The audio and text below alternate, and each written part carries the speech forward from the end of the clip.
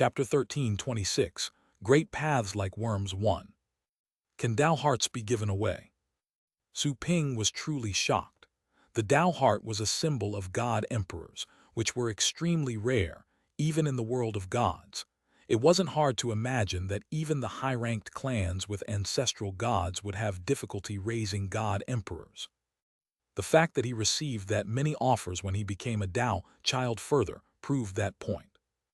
However, the Golden Crow's ancestor was directly giving him a Tao heart. Without a doubt, that method was definitely beyond an ancestral god's capabilities. I never thought that ancestral gods themselves weren't the apex of cultivation. Even the Golden Crow's ancestor has been living in seclusion to avoid enemies. The more Su Ping thought, the more shocked he became.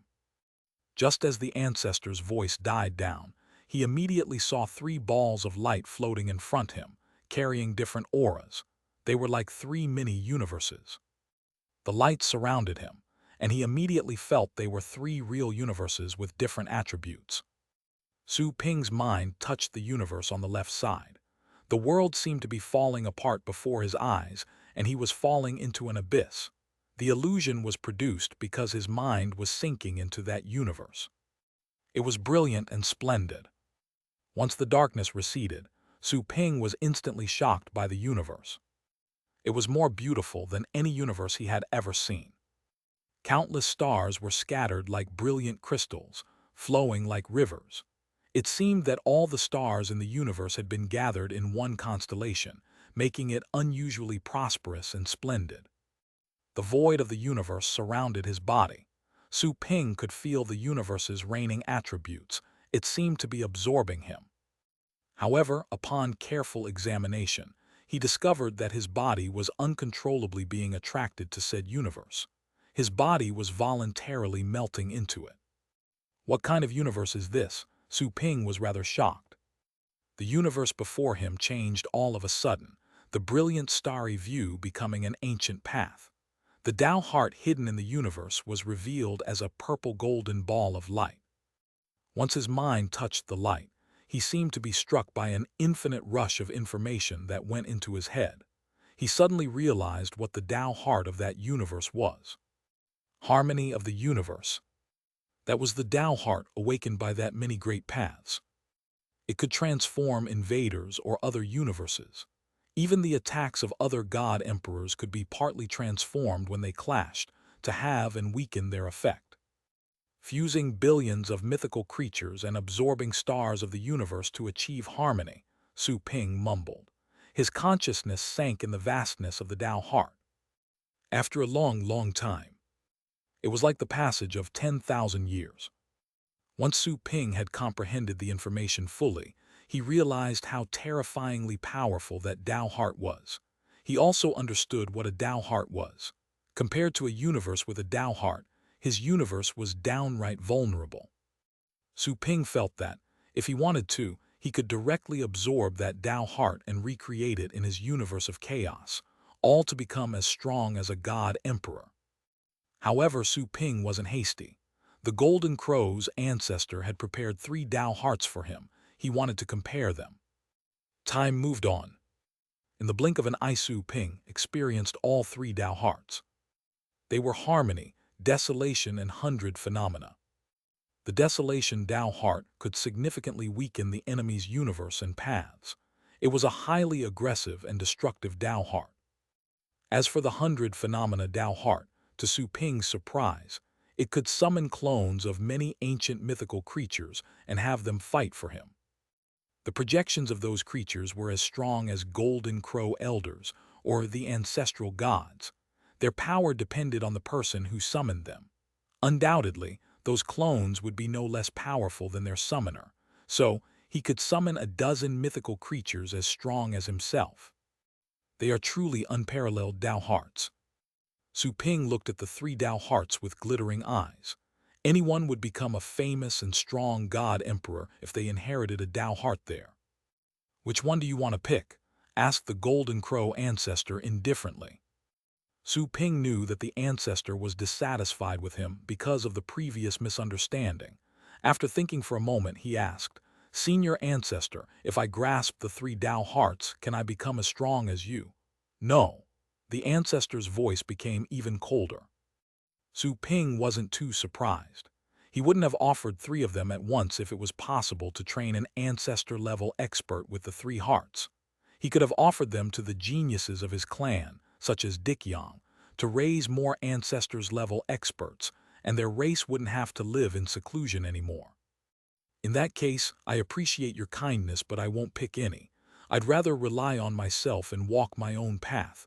I will condense my own Tao heart. Su Ping cupped his hands and declined the offer. Are you sure? The ancestor sounded surprised, obviously not expecting the human to resist the temptation of grabbing 3 unparalleled Tao hearts. I have to create my own path. Even if my Tao heart can't compare to any of those 3 Tao hearts, it will belong to me, said Su Ping solemnly. Chapter 13:27. Great paths like worms too.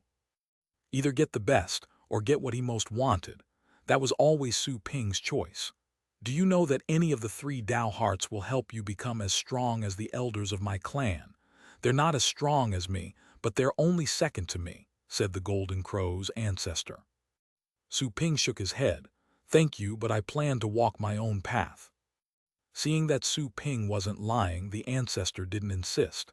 Since you have your own plans, so be it. The power of my blood is running out. I will take you to see the world I experienced with the remaining power. If you're smart, you might be able to get something. He unleashed an infinite blast of light as he spoke. Su Ping's eyes were instantly covered by the dazzling light. The light was the only thing he could see. A long time later, when Su Ping regained his consciousness, he slowly opened his eyes and saw glittering crystals around him. To his shock, he discovered that they weren't crystals, but stars with continents. However, those stars weren't any different from grains of sand in his eyes. Su Ping saw the structures of those stars. It seemed that he could destroy those weak stars by simply batting an eye. He saw an infinite darkness behind the brilliance too. There were countless, twisted traces in the depth of said darkness. Right in the center of those traces were the shadows of statues standing in the dark. Su Ping felt scared when he saw the shadows. He thought that the shadows were the frightening embodiments of some sort of power. Is this the scene that the ancestor saw? What are they? Su Ping saw a lot of great paths floating right before his eyes. However, they were like wriggling worms in that massive scope. Or rather, they were worms. Those worms were gathering on the statues in the dark. The scene was quite horrifying. It was as if the statues would have rotten, giving birth to those worms. The great paths are like worms, then what are the statues? Su Ping was stupefied.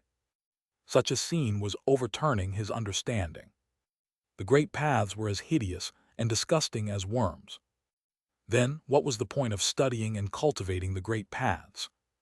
This is the core truth of the things in this world. Those scenes were completely different from what he had seen and felt before. His shock couldn't have been greater. All of a sudden, the scenes faded away like a tide, and the statues in the dark became distant. The stars shone increasingly brighter until he was again consumed by the light. The powerful light was as blinding as darkness. Once he regained his eyesight and senses, he heard a pleasant and caring voice. Are you all right? Slightly dazed, Su Ping turned around and saw Dikyang's gorgeous face. He sobered up and saw the chief elder standing majestically before him. Senior ancestor.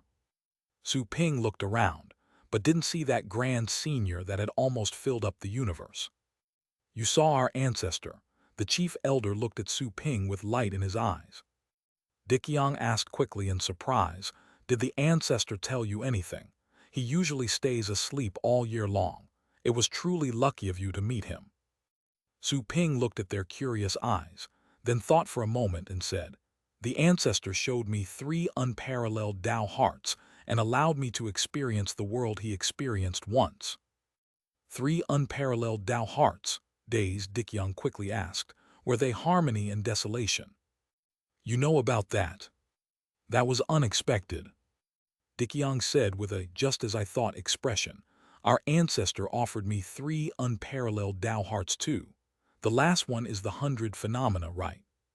Su Ping nodded and asked, what did you choose? I chose to create my own Tao heart. Dickyong craned her head proudly. I am the most beautiful princess of the Golden Crows. It is only natural that I can't follow someone else's path. I will walk my own path and be remembered by future generations. My goal is to catch up with my ancestor. Su Ping was rather surprised, not expecting that the pretty bird actually had such lofty ambitions. It was obvious that his choice wasn't the most special. Keep it up, I believe you can make it. We will meet at the peak. Su Ping chuckled. Dickyong was surprised. She thought that Su Ping would seize the opportunity to mock her. She asked curiously, what about you? What did you choose? I also chose to create my own, replied Su Ping with a smile. Dickyong looked at Su Ping in surprise. She was able to tell he wasn't lying, so she smacked her lips and said, damn it, you're showing off again. Su Ping said in amusement, so did you. The chief elder looked at them solemnly. He was quite surprised by Su Ping's choice. Dickyong had made such a choice because she was a princess of the Golden Crows who carried the ancestors' bloodline. There was a good chance that she could establish an unparalleled Tao heart. As for Su Ping, it was really courageous of him to abandon such ultimate treasures. He thought more highly of that human. You must have learned something. If you want to cultivate, I can set up a place for you. Feel free to ask me if you have any questions. Su Ping dropped his smile and asked, Senior, how long did it take for me to absorb the blood? Don't worry, time flows at a different speed here, even when you absorb the information in the blood. Probably a month passed in the outside world. A month? Su Ping nodded. Considering the time spent earlier, it was time for him to return to his store. I should head back, said Su Ping. The chief elder replied, feel free to come back anytime. Okay. Dickyong was shocked. You're leaving already. I'll bring you movies next time I come. Su Ping smiled. Dickyong said helplessly, fine then. I'd like to find out what other human beings are like. Su Ping waved the chief elder goodbye. They were then transferred out of the elder's universe and back to the Nest Palace. Once back in the Crow's outside world, Su Ping discovered that he was more resistant to their environment. He hardly felt any pressure. He noticed that his body seemed to have changed greatly. You were truly lucky to have received the ancestors' blood. Your physique is comparable to mine now. Dickyong glanced at Su Ping and pretended to be jealous. She actually felt happy for him, as he thought of him as a very special friend. While stunned for a moment, Su Ping examined his body and found that it was a lot stronger than before. The essence blood didn't just allow him to have an unusual experience, it also strengthened his body to a significant degree. Now, I wonder how sturdy my body is right now. Su Ping felt that he was brimming with strength. It seemed that he could crush any celestial expert with nothing but his physical strength. I should test it later in the Archean divinity. Su Ping stopped his inner exploration. He had to return to the store and check the ongoing situation. Since the lightning rat's owner perished, and considering what his master said, Su Ping knew that the worms were invading the universe and approaching the Golden Star Zone. The Golden Star Zone was quite a ways away from the Mayhem Star Zone. The star zones closer to the crack had surely been vanquished already. I'm leaving. You'd better cultivate hard. Although your life is peaceful here, you'll know that your strength isn't enough when disaster strikes, Su Ping said to Dickyong. She replied angrily, stop lecturing me. My clan has to exact a bloody revenge. I've never slacked for one moment. I will step out of this place when I catch up to my ancestor. Su Ping nodded. If there's a chance, I'll help you avenge your clan. Chapter 1328. Demise of the Primordial Empyrean Master 1. You'd better focus on taking care of yourself in case you cannot come back again, said Dickyong dryly, but her heart was warm. The enemies of the Golden Crows were naturally the heavens. Su Ping had heard all the rumors about them and still promised her that, which was a touching gesture. Su Ping smiled and said goodbye to Dickyong. He didn't act covertly. He summoned the returning channel and disappeared from Dickyong's view. The chief elder looked thoughtfully from the nest, as if his eyes had penetrated time and space, allowing him to see the scenery outside. He narrowed his eyes and mumbled, "Whoever is able to enter and leave this place so easily has to be an ancestor-level powerhouse. I wonder which sorcerer ancestor is backing you." Pixie Pet Store. Su Ping appeared in the pet room. His consciousness was spread outward, and he immediately saw that everybody was waiting in an orderly fashion. The scene was almost exactly the same, like any other day. However, the difference was that most of the battle pet warriors in line were Star Lords. Some were even Ascendants. "It's been more than a month. I wonder what's going on outside." Su Ping's eyes glittered.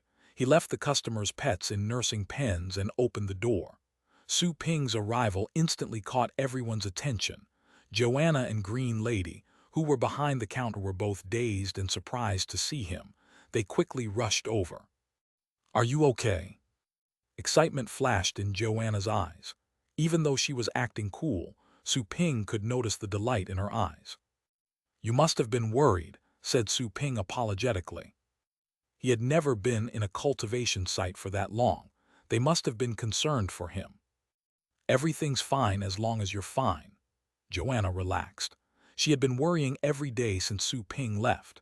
If he went to another powerful world other than the Archean divinity, there was the risk of him being erased by some super expert before he could resurrect. As far as she could assess, the power backing Su Ping's store had to be on the ancestral god level. That was the top level she knew. It was still too far in the distance for her. Considering Su Ping's personality, it wouldn't be surprising that he would piss off an ancestral god. "You jerk!" At that moment, a teary and excited cry burst out. Tang Ruyan rushed into Su Ping's arms. Su Ping was stunned for a moment. It took him a couple of seconds to recover. After feeling the softness in his arms and the fragrance coming from the girl's shoulders, he paused for a moment and said, "You're soaking my clothes." Tang Ruyan left Su Ping's arms. His shoulder was already wet. She quickly wiped her tears and gnashed her teeth. "Why didn't you tell me you'd be away for so long? Where could we find you if anything happened to you?" "It surely had to do with some sort of accident. He didn't do it on purpose," Green Lady explained for Su Ping's sake. Tang Ruyan certainly knew that too. She was simply too excited and wanted to vent some of the emotion. "Where could we find you? I didn't know I was already so important to you." Su Ping's heart shook when he heard Tang Ruyan's questioning. He glanced at them and suddenly realized that too many people had grown attached to him before he realized it. He raised a hand and rubbed Tang Ruyan's head, then said, "Be a good girl. You're not a child anymore. Nothing will happen to me, and even if anything does happen, you must live on." "Stop spouting nonsense," Tang Ruyan refuted. Joanna rolled her eyes at Su Ping. She said, "You're the heir of the magic store. I won't allow you to say anything frustrating like that." "Did you feel any danger?" asked Green Lady. "I was just kidding." Su Ping grinned, seeing how serious they were. He then noticed that all the customers were looking at them. He coughed and said, "Let's do business for now and talk later. How has it been outside?" "You'd better ask your master. We haven't left the store since you left. The only thing we know is that the war is heated, and a lot of ascendants returned from the front lines to train their pets," said Joanna angrily. She then left and returned to the counter. Green Lady nodded and said, "I heard that a lot of places have fallen. Better ask your master about the details." Su Ping thought it made sense. He looked at Tang Ruyan, who seemed willing to talk, but then rubbed her head again and said, "All right, do your job. I'll ask my master about the general situation." Tang Ruyan puffed her cheeks and didn't say anything. Su Ping flashed and disappeared from the store. He sensed that his master's aura was in a building across the street. Kai Huo and Su Kong were in another building. They didn't seem to have left the street. "Master." Su Ping appeared in the building. There were barriers outside the building, but Su Ping was able to pass them with ease. Considering his newfound understanding of the Great Tao, the arrays on such a level were no different from fishing nets. "Huh." Shen Huang, who was pondering in front of a map, was definitely shocked when someone popped out from thin air. The shock grew when he saw it was Su Ping. He looked around and found that the alarms hadn't been triggered. "How did you get in?" "I just walked in. The barriers are only so-so. They can only block normal celestials, which is useless for me," Su Ping explained. Then he asked, "Master, how is it going outside?" Chapter 13:29. Demise of the Primordial Empyrean Master 2. They can only block normal celestials. Shen Huang was rendered speechless by Su Ping's answer. He was just a clone at the moment, not even his old celestial self. However, it seemed that the celestial state was nothing remarkable for Su Ping. Still, he didn't question Su Ping's claim. He knew the barriers better than anyone. Su Ping's actions and words proved that he had become even more terrifying. "Your employees said that you went missing. Did something happen?" asked Shen Huang. Su Ping shook his head. "I met an opportunity and gained something good." Shen Huang was enlightened. It was nothing unusual to cultivate in seclusion for a month, or even decades when an opportunity was found. "The situation doesn't look good." Without further ado, Shen Huang sighed and continued, "The worms are all over the universe. They are at the moment attacking 36 of our Golden Star Zone's defense lines at the same time. 9 of them have been conquered. We have to pull our defense lines further in and only defend the 10 areas outside the Celestial Court." Su Ping slightly changed his expression. The distance was so short that an ascendant could cross it in 3 days. The enemy was already at their doorstep. "Is the situation already this bad? Aren't Kai Huo and Su Kong here? They didn't take action," asked Su Ping. Shen Huang shook his head and said, "We cannot let them do anything. As I said, some sort of strange power is mixed in the worm tide. We don't know who they are yet, but the speculation was confirmed after a month of fighting. If Kai Huo takes action, he'll probably be in danger." "A strange power." Su Ping was stunned. "That's right. There are aliens lurking in the tide and trying to hunt down experts," said Shen Huang. "Even your senior brother was almost killed earlier on. He only survived with a secret treasure of mine, but he won't be as lucky again." Su Ping's expression changed somewhat, not expecting the situation to be as dangerous. He asked, "Are the lurking existences in the celestial state?" "From the looks of it, yes, but they're stronger than the celestial cultivators we have here," said Shen Huang. "Half a month ago, Fei Tian of the Flying Skull Star Zone died. He was clutched by a big hand and squeezed to death when he fought against a worm tide. The picture is still etched in the deep spaces. I can play it for you." Shen Huang waved his hand as he talked. The void was strengthened, and the narrow building became vast. Illusions appeared in the vast void. They were countless worms fighting human beings who rode all sorts of pets. It was bloody and brutal. In the middle of the battle, a man suddenly rushed out and tore the worm tide apart, causing terrifying damage. However, even more worms were pressing forward. Right when the man was about to unleash some sort of unparalleled power at the center of the worm cluster, a gigantic hand suddenly stretched out and clenched him. The man simply exploded like a detonated nuclear bomb. A terrifying blast was spread out, wiping out a lot of the worms nearby. The gigantic hand then disappeared and retreated to the worm tide. Well, Su Ping was quite shocked to see that scene. Most shockingly of all, that black hand was identical to the one he had seen coming from the universe's crack. "It's the creature that fought the God Emperor's ancient corpse. It has truly snuck into our universe." Su Ping was definitely scared. That thing was able to fight the ancient corpse. Even though the latter had lost most of its power, it was still a terrifying God Emperor. Undoubtedly, the master of that hand was likely a God Emperor too. A God Emperor lurking in their universe was like an enormous shark hiding among a shoal of sardines. "It's an alien creature," said Su Ping with a contorted face. "If the worms were commanded by a God Emperor, such a universal war would be one-sided. The human celestials would only be exterminated if they did anything." Noticing Su Ping's eyes, Shen Huang realized something and asked, "Recognize the hands?" Su Ping nodded and told him what he knew. Then some questions popped up in his mind. If this creature is of a high tier, it should be able to dominate our universe. Why is it hiding? It's indeed an alien creature. Shen Huang had already gathered a lot of information and guessed something.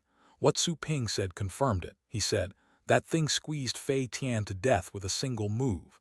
According to our evaluation, it is a peak celestial state expert or a universe dominator. He's probably sneaking around and doesn't dare to act in the open because he's scared of something present in our universe." He's scared of something. Su Ping felt slightly dazed. That was the only explanation. What could possibly scare a god emperor in that universe? Could it be the primordial Empyrean master living in the planet of origin? Su Ping ventured. Shen Huang shook his head and heaved a sigh. "I haven't told you yet, but the planet of origin is gone. The primordial Empyrean master tried gathering all the forces in the universe 20 days ago. He voluntarily fought against the worm tide and challenged the alien hiding in the tide, only to be killed in the end." Su Ping narrowed his eyes. The primordial Empyrean master, whom he had never met and who was considered the strongest man in the universe, actually died in the war. "Are there any recordings of that fight?" asked Su Ping in a hurry. Shen Huang shook his head with a sigh. "Unlike Fei Tian, their battle destroyed parts of the universe too badly to leave any images behind. There's only some footage of the primordial Empyrean master's participation in the battle. One of your senior brothers I sent to the planet of origin sent a message back after the expert died, saying that he witnessed when it happened. All the sages and saints left with the planet of origin after the demise of the primordial Empyrean master, banishing all the other inhabitants when they left. No one knows where they are now." Well, Su Ping didn't expect that the core of the Federation would escape at such a moment. The universe was only so big. Where could they run to?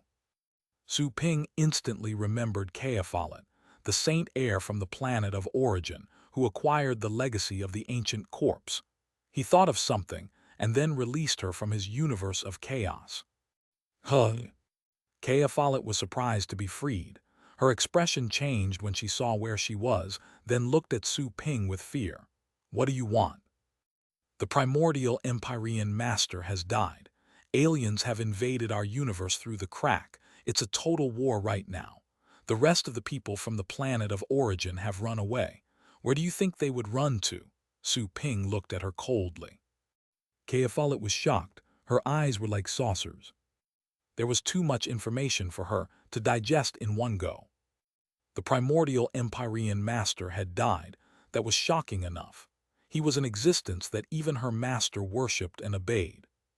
"That's impossible, impossible," Kaefalet couldn't help but roar. Su Ping slapped her in the face and interrupted her rambling. "I asked you a question. You're not supposed to yell." Kaefalet was stupefied, while Shen Huang slightly raised his eyebrows. He didn't expect to see that Su Ping would so easily subdue the saint heir from the planet of origin. In any case, she was a celestial expert who had obtained a legacy. "You." Kaefalet sobered up and almost flew into a fit of rage. However, Su Ping's cold eyes stopped her dead in her tracks. Her rationality told her not to mess with him. The image of Su Ping squeezing her master and feeding it to his pet was still fresh and vivid in her memory. Furthermore, she did have a chance to witness the scenes beyond the crack in the universe before she was imprisoned by Su Ping, including the battle between the ancient corpse and the alien. If that alien could fight head-to-head with the corpse, it would then be logical that it was strong enough to defeat her master's master. While dazed for a moment, she looked at Su Ping's hand, which was getting ready to strike again. She then said quickly, "Don't hit me. I'll talk. However, you won't be able to find them even if I do tell you." Chapter 1330, Extraterritorial Ruins 1. Kaefalet was truly afraid of Su Ping, who didn't know the first thing about being gentle towards ladies. She couldn't beat him and had to give in so she wouldn't be beaten up again. "Why is that?" Su Ping frowned. Kaefalet said quickly, "A very long time ago, the Empyrean master found an alien realm beyond our universe which was not bound by our laws. We've been secretly investigating it ever since. We suspect it's the broken part of another universe. If they ran away, they could only be hiding there."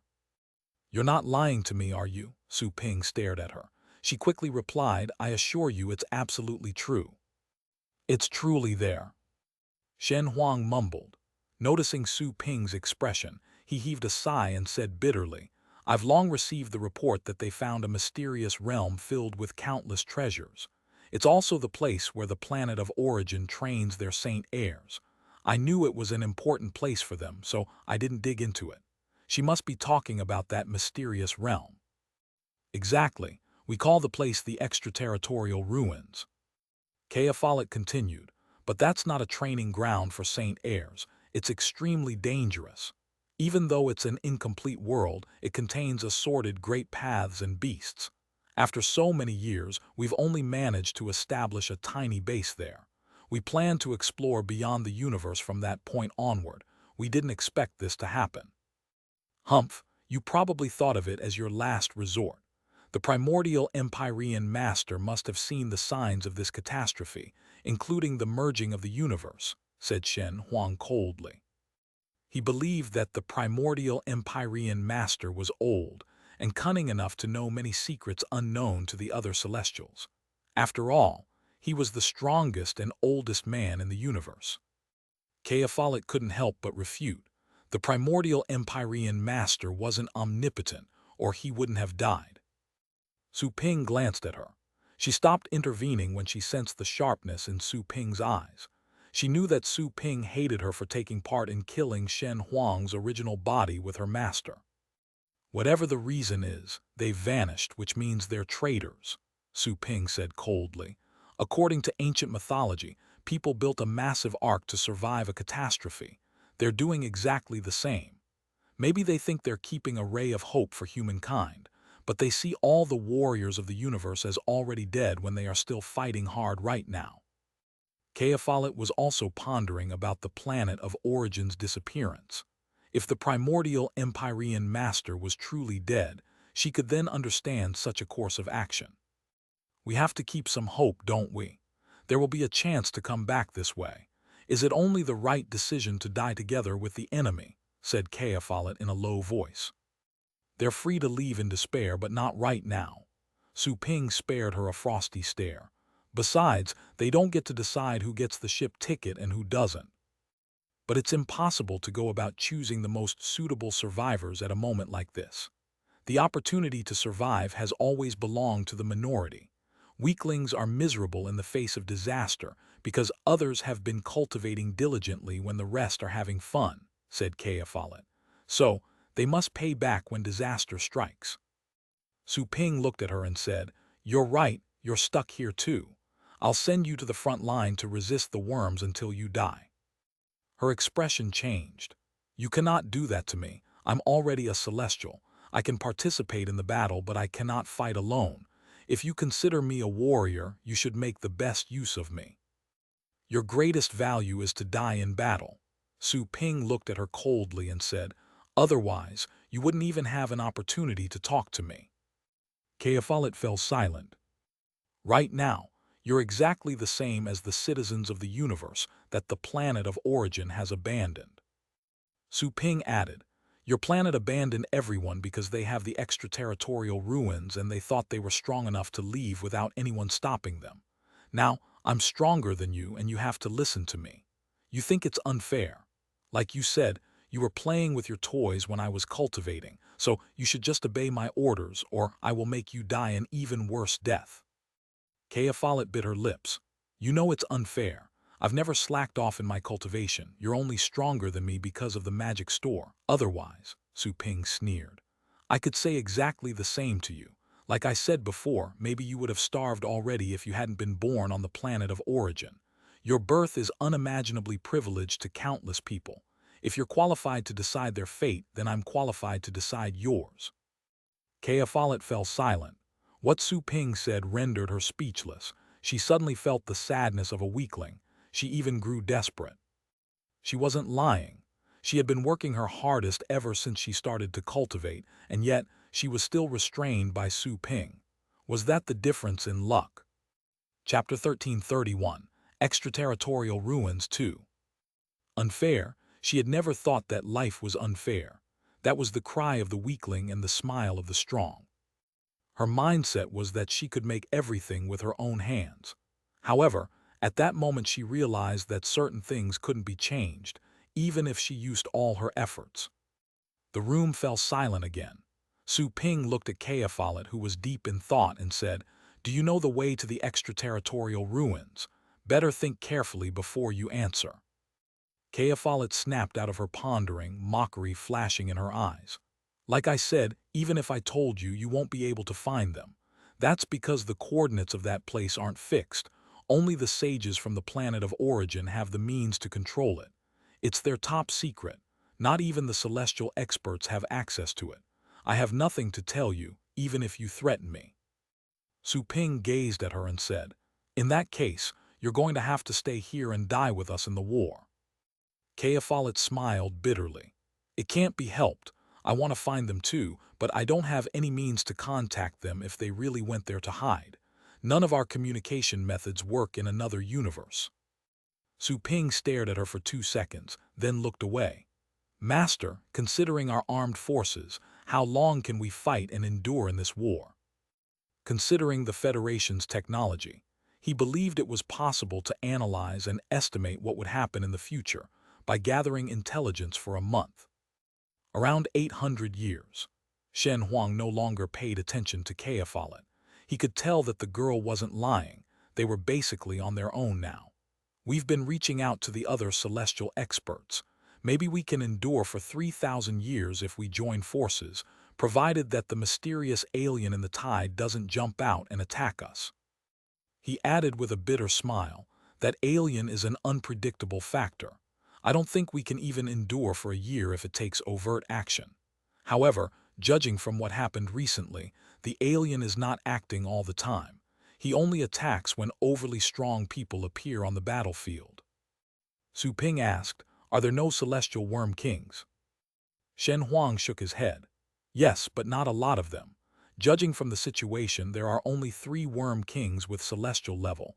They are extremely cautious, as they seldom fight. They stay behind the worm tides.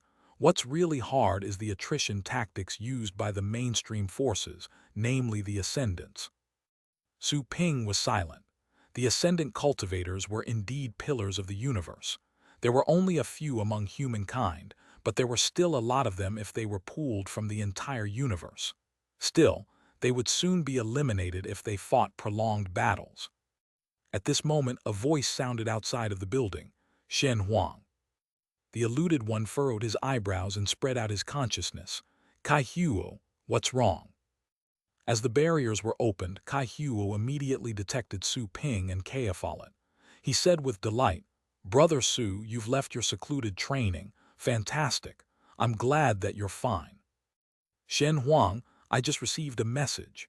Tian Huang of the Black Desolation Star Zone doesn't want to join the Alliance. Both the Purple Shadow and the Red Shadow Star Zones have also declined. That being the case, there will be a hole on our defense line, which will attract the worms as they can use it to their advantage." Su Kang flashed to the building with coldness on her face. Her face looked less cold when greeting Su Ping with a nod.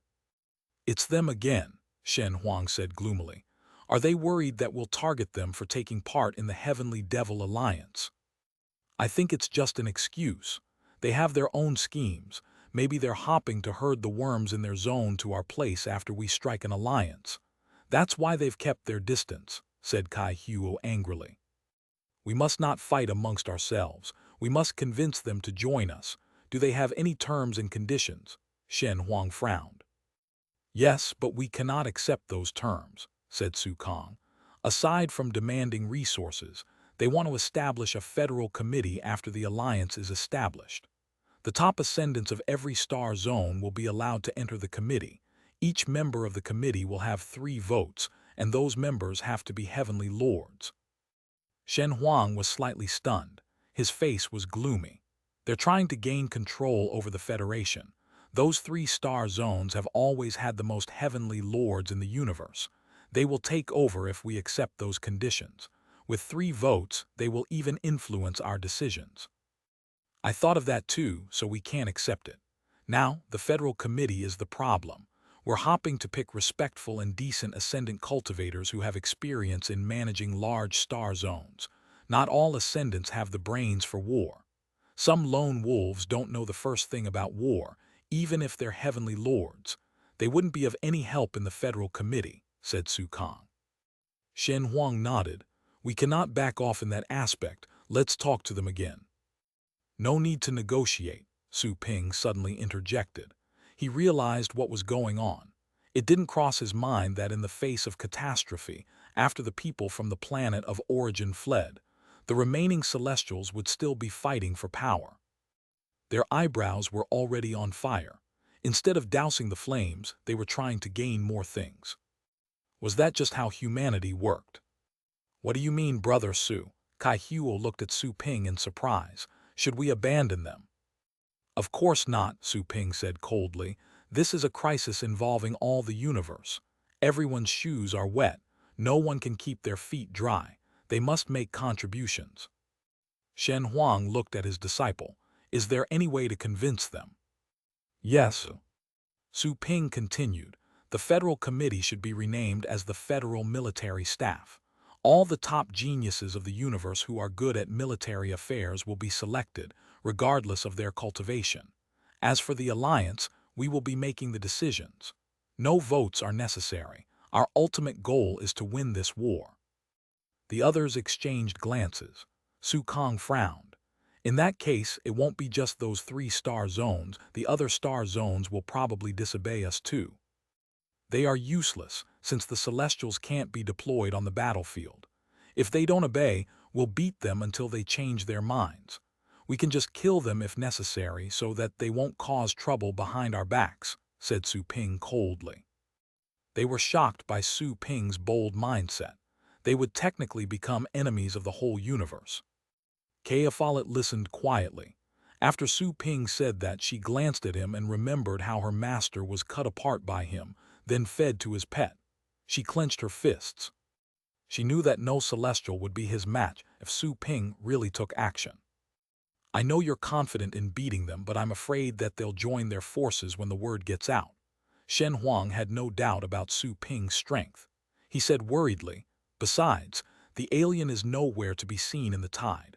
No one knows where he's hiding. We'll lose our last hope if you come across that thing while fighting dissenters. I won't do anything in person. I don't have to act personally to deal with them, said Su Ping. She can help me take care of them. If she can't, I have another person who can help. Su Ping waved a hand and revealed a figure that was caged and constantly being seared by flames in his universe of chaos. It was none other than Yi Chen, who had recently caused trouble in the universe. It's him. Everybody was stunned to see Yi Chen. No one expected him to still be alive.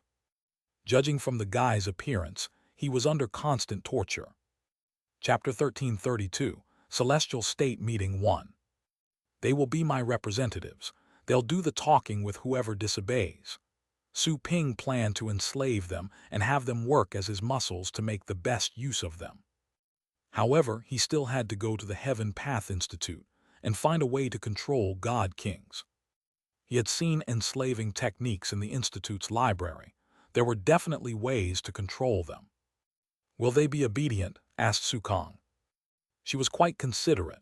Her wariness when dealing with Su Ping grew. He could naturally suppress them if he could detain 2 Celestials. If Su Ping wanted to become a dictator, since the primordial Empyrean master had died, nobody in the universe could stop him. I will make them obey, said Su Ping. Shen Huang glanced at his disciple, knowing he wouldn't make empty promises. Besides, there was the powerful and mysterious store backing him. He said, in that case I will make them bend. When will the meeting be convened? Asked Su Ping. Right now. They just reached out to us and we came to inform Shen Huang. Since Brother Su is also here, why don't we all participate? We can bring her with us, said Kai Huo. Kea Follett remained expressionless. She knew she had to listen to Su Ping for now, and felt lucky since he only wanted her to resist the worms, so she still had value. She could look for a way to escape if she was sent to the battlefield. All right, let's go and take a look. Su Ping nodded. He wouldn't act friendly to Celestials who were busy with infighting while disaster was afoot. Almost all of humanity was united when the blue planet was almost destroyed. Those Celestials were far stronger in comparison, and yet they couldn't make the right decisions. It was hilarious. In on the astral nexus, Shen Huang, invite Brother Su. Kai Huo waved his hand and they were all transferred to a boundless space. Su Ping and all the others were present. The menu of the astral nexus was displayed in front of Kai Huo's head as he sank his consciousness into it. Despite the worm assault, the astral nexus hasn't been badly damaged yet. Only some of the remote space stations were destroyed, said Shen Huang to Su Ping. Enter the astral nexus. I'll invite you to the meeting room. Okay. Su Ping said to Kaophalet, better come too. Kaophalet gave him a slight nod. Both of them entered the astral nexus through their watches soon after. Su Ping received his master's invite and entered the meeting as soon as he got online. He chose to accept, and the world changed before his eyes, finding himself in a brilliant space where there was an extremely long table. On the two sides of the table were ancient chairs that carried an ancient aura. Many were seated on those chairs at the moment. They were releasing terrifying auras. While Su Ping looked around, he suddenly heard a displeased voice. Why are there two more people? Who brought them in? Su Ping looked at the source of the sound, only to discover that it was a tall and handsome young man with crimson long hair. He had an elbow on one of the chair's armrests, which made him seem to be at ease. I brought them here. You have a problem with that? Shen Huang's face turned cold. Even though his original body had been destroyed and he was only as strong as a heavenly lord, he would not stand for any challenges. Kai Wang, don't ask for trouble.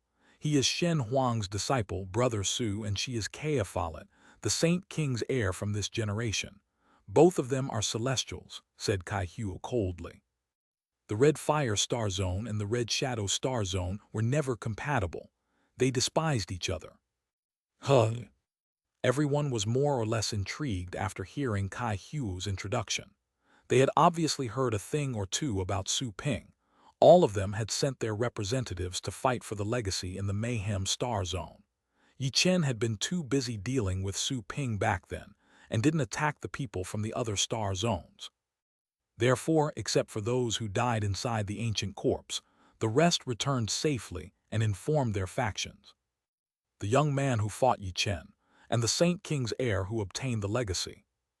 All of them glanced at Su Ping and Kaophalet. They had seen her before. After all, how could they not pay attention to the Saint King's heir? Su Ping actually attracted more attention.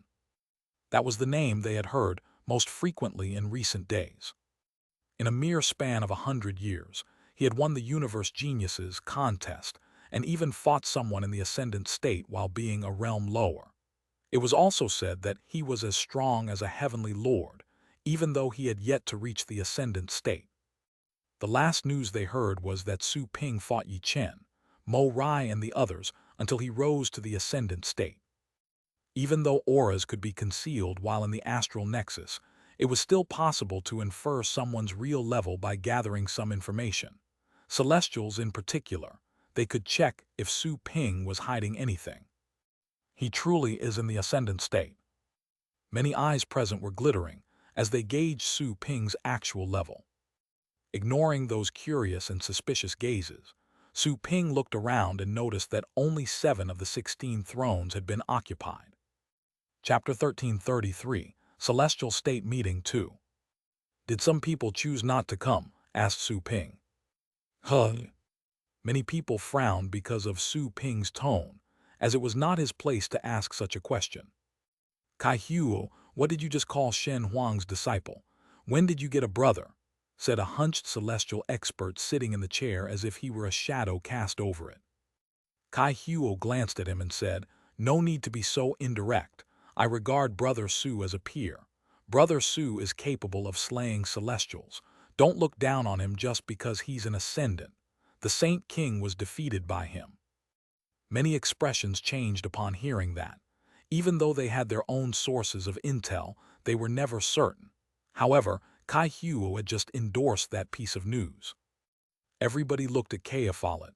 The Saint King was her master. If Su Ping had killed the man, why would Kea Follett come with him? It's true, Kea Follett was grim. Although she hated to admit it, she knew she had to back Su Ping at the moment. Her admission came as a shock to those present. They suspected that Su Ping had kidnapped her. Still, kidnapping her after getting the legacy was also an evidence of his strength. The celestial from the Flying Cloud Star Zone died, and so did the one from the Doom Star Zone. The leader of the Grand Star Zone is heavily wounded, and their stance is neutral. It doesn't matter even if they don't show up. The rest are all here, Shen Huang said to Su Ping. Su Ping nodded and looked at everyone. Now that everybody is here, I won't be taking much of your time. Today, I have but one request. We must unite all the forces of the universe with the Golden Star Zone as the core. Everyone must obey. He said 2 musts in a row, not at all minding about being courteous. The expressions of those present changed yet again. Many opened their eyes with sharpness. It was clear that Su Ping's declaration didn't sit well with them. Shen Huang and the others were slightly dazed too. Even though that was their purpose, they didn't expect Su Ping to take such a tough approach. "Why?" said a purple-robed senior with a cold tone. He looked around aggressively and sat in the void like a majestic emperor. Su Ping looked at him and said, "If you had said that while physically in front of me, you would have been crippled if not killed." Huh. There was another round of expressions changing after such a claim. The purple-robed senior said with coldness in his eyes, "Brat, you're only an ascendant. Even if you killed the Saint King, so what? Your master's original body was killed. The Saint King must have paid an enormous price, and you took the chance to sneak up on him. Do you really think all Celestials are made of mud? Just come to the Golden Star Zone if you don't believe me. I'll use only one hand to deal with you. You can do whatever you want if I can't convince you with a single attack," said Su Ping coldly. The man who looked like a shadow on his chair spoke gloomily. "How arrogant." The others didn't look friendly either. Although they didn't talk, they were thinking along the same lines. Su Ping was too arrogant. Beating a celestial expert with one attack. How can he say that? "Shen Huang, your disciple seems to have a misunderstanding about the celestial state," said another old man slowly with rising anger. He was the leader of the Dragon Sun Star Zone. Shen Huang frowned. Even though Su Ping was arrogant, he believed that the boy knew what he was doing. After all, Su Ping suppressed Yi Chen, Kea Follett, the Saint King, and even killed Mo Rai. He was currently even more terrifying. "Guys, I suggest that you believe what my disciple said."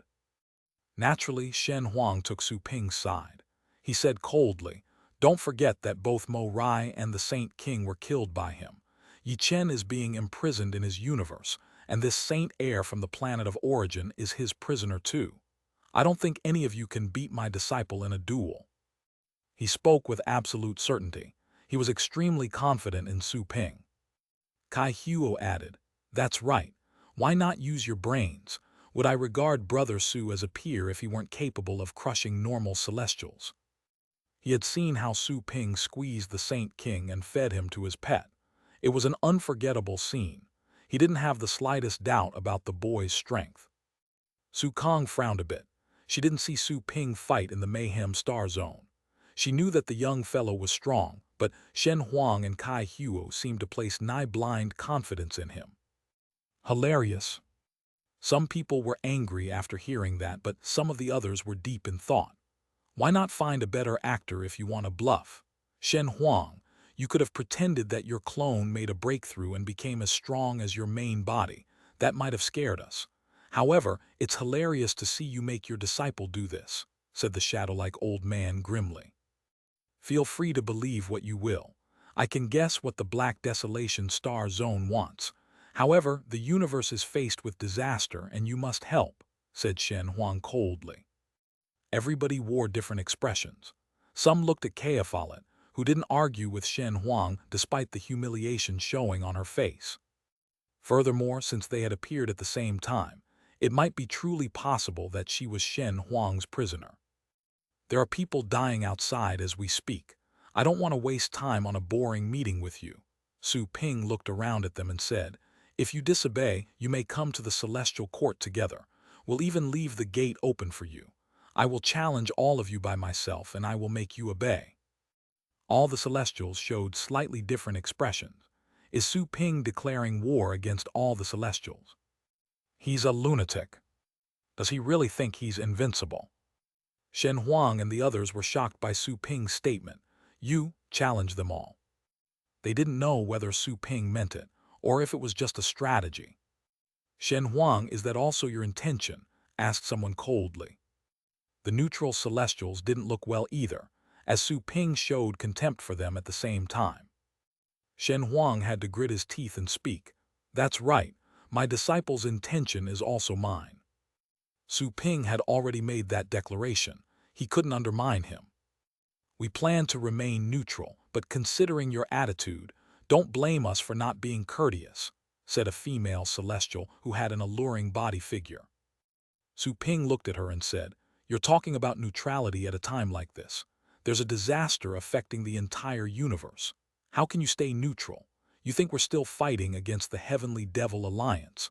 All of you have lived more than 100,000 years, and yet your eyes are blind and your brains are muddled in front of this catastrophe. I would have cracked your heads to check what's inside if you were in front of me." Someone burst into a rage and slapped the table. "He's too arrogant. Guys, let's just grant his wish and suppress the celestial court together," said the shadow-like old man, who was the leader of the Black Desolation Star Zone. "Although his attitude is terrible, I think he has a point. We must take care of the worm tide first. Even the primordial Empyrean master died, and the people from the planet of origin fled too. We're also disorganized. Aren't we gradually dying as it is?" said someone. "If you want to go, just go. The Sword Skull Star Zone won't be joining," said another celestial. "Just look at his attitude. If we truly enter an alliance, wouldn't he boss us around? He's already this arrogant. Who would make the decisions if we do unite?" said the celestial of the Red Shadow Star Zone with a sneer, clearly fanning the flames. They all knew that they would benefit from the alliance, but the allotment of interests was the main problem. It was impossible for them to unite without solving that problem. Chapter 1334, Impact on the Astral Nexus 1. Su Ping realized what they were thinking. He was disappointed to see that those people were still fighting for personal interests. Unwilling to waste his time, he said, "It's settled then. I won't give you a second chance if you don't come to the Golden Star Zone and join the Alliance half a month from now." "Are you threatening us?" The leader of the Black Desolation Star Zone narrowed his eyes, trying to fan the flames even more.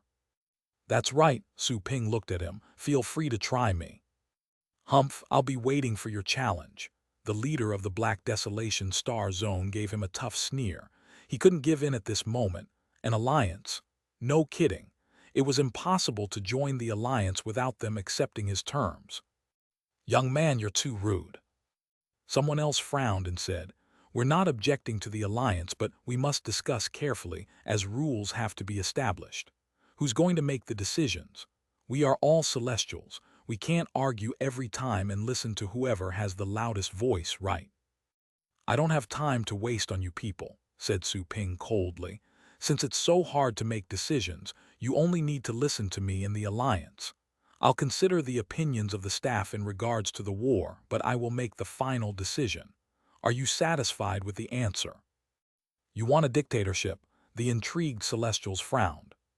The Celestial who had spoken in favor of the alliance also fell silent. Su Ping's attitude made them realize that the boy wasn't easy to mess with. However, they had to fight back when their core interests were at risk. Does he really think he's like the primordial Empyrean master? "Shen Huang, is that your intention too? Your disciple is too arrogant. Maybe he's talented, but he's too young and arrogant." Someone looked at Shen Huang angrily. Shen Huang turned cold too, in response to their attitude. He knew that the meeting would have probably ended without any clear results, even if they talked in a friendly manner. "My disciple is blunt, but you've lived too long to be infuriated by a few words. I know exactly what you're thinking. You're dissatisfied with the system set for the alliance. All of you want to retain your independence and position in the alliance, while it would be even better if you could gain more power. Shen Huang added solemnly, "But guys, what is this occasion? Aliens are invading, the universe is in trouble, countless people's lives are at risk. A lot of people have left their hometowns and are hiding in shelters. There are also many warriors who have left their homes and are now defending places they've never even visited before. Why are they doing that? Because their families and all of humankind depend on them. Even the primordial Empyrean master, the strongest man in the universe, has died. This is already the most dangerous moment we've ever experienced. If we die, what's the point of the things you're fighting for? If only some of us survive, the future of humankind will have to be continued by us, won't it? Do you really want to see that happen?" Shen Huang's voice was deafening as it echoed in the meeting room. The seemingly enraged Celestials fell silent. Su Kong and Kai Huo looked at each other, and both heaved sighs. The leader of the Black Desolation Star Zone broke the silence. "Shen Huang, now is not the time for speeches. We're all willing to enter an alliance, but you must show your sincerity. You want to boss us around. Do we all have to suck up to you even if we are Celestials too?" He added coldly, "You're talking about the future of humankind. Who among the people present doesn't care about that? If you're truly as sincere as you claim, why don't you accept our terms and conditions? They're not outrageous, are they?" Shen Huang turned cold too. "You know exactly what the purpose of those terms is. Humph, getting to the bottom of it, you just don't agree, do you?" The leader of the Black Desolation Star Zone sneered. Shen Huang was angry. He was going to say something else, but Su Ping stopped him. "Master, there's no need to waste time on them." Su Ping's eyes were calm, but his voice was extremely cold. "There are no idiots here. You couldn't have risen to the celestial state if you were naive. There's no need to talk about what all of us know. I will only say this once. Those who are willing to join the alliance come to the Golden Star Zone in half a month. As to the ones unwilling, I will visit you in person, but I do hope that you can bear my fury." "Stop threatening." The leader of the Black Desolation Star Zone was about to talk back when a brilliant fist aura headed his way. It was so fierce that it knocked over the meeting room table. Even the void was blurred and twisted. The virtual astral nexus world was also affected.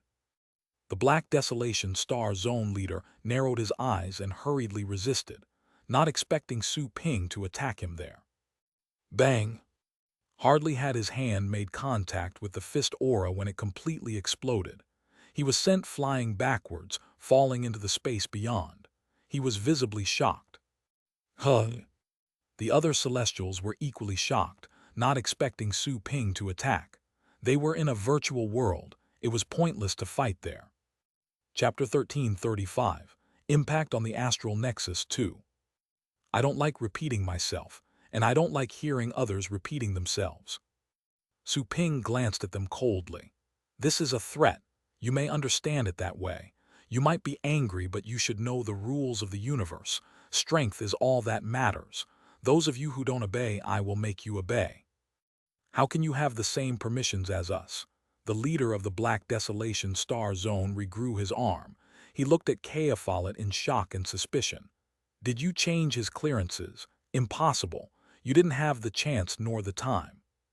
Kaophalet looked at Su Ping, equally shocked.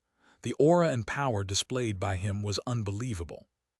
It wasn't because Su Ping was too powerful, but because he only had a level 7 permission on the Astral Nexus. He could only show Ascendant State power in a duel. All Celestials had a level 8 permission. They could wipe Su Ping out just with their higher permission and not be hurt in the slightest. Everything in this world has its own path. The Astral Nexus is just one of them. Nothing is impossible. If I understand enough paths, I can even suppress and kill you through the Astral Nexus," said Su Ping coldly. Su Ping had a newfound understanding about the universe after having experienced the Golden Crow ancestors' world. Everything in the world was a gathering of Tao. The signals and waves of the Astral Nexus had their own set of rules. If Su Ping had enough time to study them, he would be able to find their source and spread his consciousness anywhere in the universe through the Astral Nexus. Also, he could transmit his power everywhere. When Mu Shen declared the opening of the Universe Geniuses contest, his voice echoed throughout the universe. Su Ping would be able to manipulate all paths once he advanced to become a god emperor and controlled a Tao heart. That was how the alien moved in the worm tide. It could appear anywhere in the universe. It was also the reason why Su Ping no longer dared to leave the store as easily. Maybe the guy would detect him immediately after he left and then move to kill him. Su Ping didn't know whether or not he would one day become the guy's target, but he preferred not to find out the answer by putting his life at risk. He affected the astral nexus with his strength and his understanding of Tao. The other Celestials were quite shocked. They wouldn't have believed it if they hadn't seen it with their own eyes. It almost seemed ridiculous. However, the scene was real. Shen Huang also looked at Su Ping in shock. He, of all people, knew that Su Ping had level 7 permission and it wasn't fake. The attack really happened. With a mere level 7 permission, Su Ping was able to injure the leader of the Black Desolation Star Zone who had celestial level permissions, which was impossible when logged to the astral nexus. That wasn't the real universe. It was impossible to beat someone of a higher level. Computational limitations couldn't be escaped. Besides, all entities present were mere projections. In other words, not even the greatest power could be displayed there. The only reflection was the permission level set on the astral nexus. His Tao is affecting the astral nexus. Can this be real? If that is the case, my understanding of Tao is too shallow, some celestial mumbled. If Tao can influence matters of the universe, it makes sense that it can also influence the astral nexus. However, this has never happened before and nobody dares to think this way. If you mastered the path of fire, you would be able to go to the sun without being burnt. If you mastered the path of water, you would be able to create a river in space. Tao could influence matter and create matter. It was the source of everything. The thing was that nobody had ever thought of influencing the astral nexus. I hope to see a satisfactory situation in half a month. Su Ping was curt, then he gave a cold glance at the attendees. He didn't want to waste any more of his time on those Celestials. His figure became blurry. Su Ping left the meeting room. Shen Huang and the others followed suit and left. Everybody returned to the building. Kai Huo and Su Kong looked at Su Ping in shock. They could sense that the latter was stronger than the average of the Celestial, but his power was beyond their understanding. Is he truly an ascendant? Right now, you're far stronger than me, said Shen Huang as he turned off his watch and looked at Su Ping in delight. Although I didn't teach you, we made the right decision. As long as you stay alive, we can work on buying you enough time. You will surely lead us to victory. Master, don't talk like that. You will always be my master. Su Ping would never forget that his master's original body had died for him. That was the ultimate favor, more than words could ever describe. Are you still in the ascendant state, or have you already risen to the celestial state? Asked Kai Huo in a low voice. Still in the ascendant state. Su Ping looked at them and suddenly thought of something. You've been in the celestial state for many years. Don't you want to rise any higher? Stunned for a moment, Kai Huo said with a bitter smile, of course, we all dream to become universe dominators like the primordial Empyrean master. However, there's not much information explaining that realm in the classics. We don't have a clue about how to cultivate to that level. We never knew for certain whether the primordial Empyrean master was a universe dominator. Maybe he was just stronger than us in the celestial state, added Su Kong. So, the universe dominator realm is just a legend. Maybe it's achievable and maybe it's just a dream. It's like how a mortal wants to ascend to the sky. Su Ping shook his head and said, it's neither a dream nor a legend. Universe dominators are not really something. There are even higher levels. The universe dominator realm is not the end. All of them were stunned. Even Kaephalet, who had just logged off from the astral nexus, was equally stunned. She couldn't help but glance at Su Ping. She knew that there was a mysterious store supporting him, so he probably acquired privileged information there. Universe dominators are still too far away from the real destination, said Su Ping. Compared to the Golden Crow's ancestor, universe dominators were basically bobbies.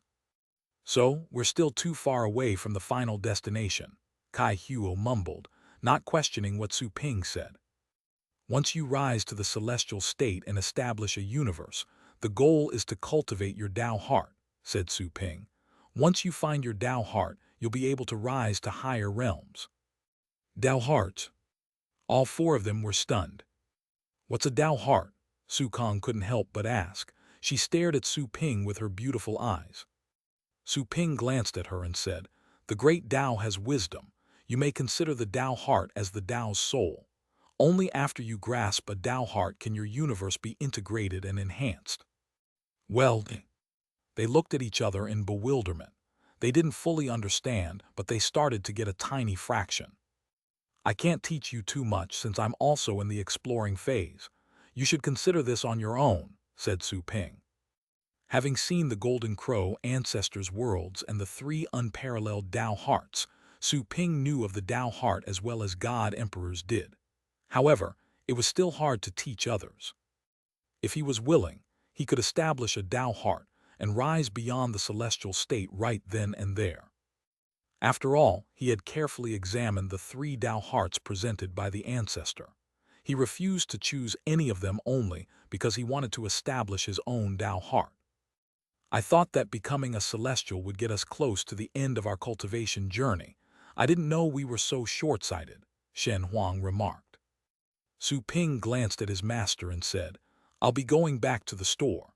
Next time I come out, I'll help you recreate your universe and recover the power of your original body."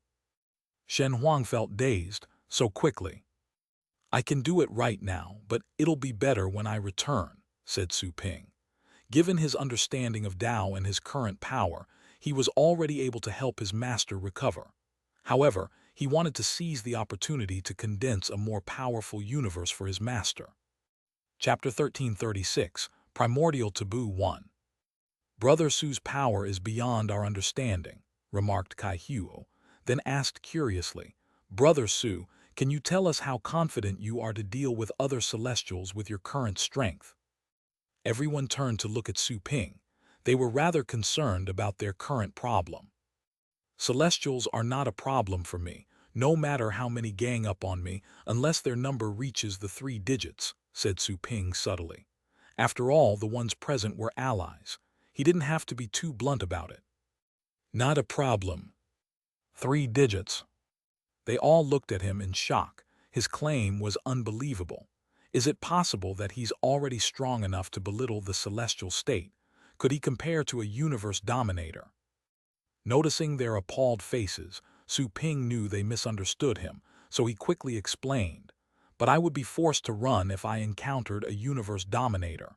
My strength is still stuck in the celestial state range." They were speechless. Su Ping's explanation wasn't convincing in the slightest. He was implying that he could crush any celestial. He had to be almost as strong as a universe dominator.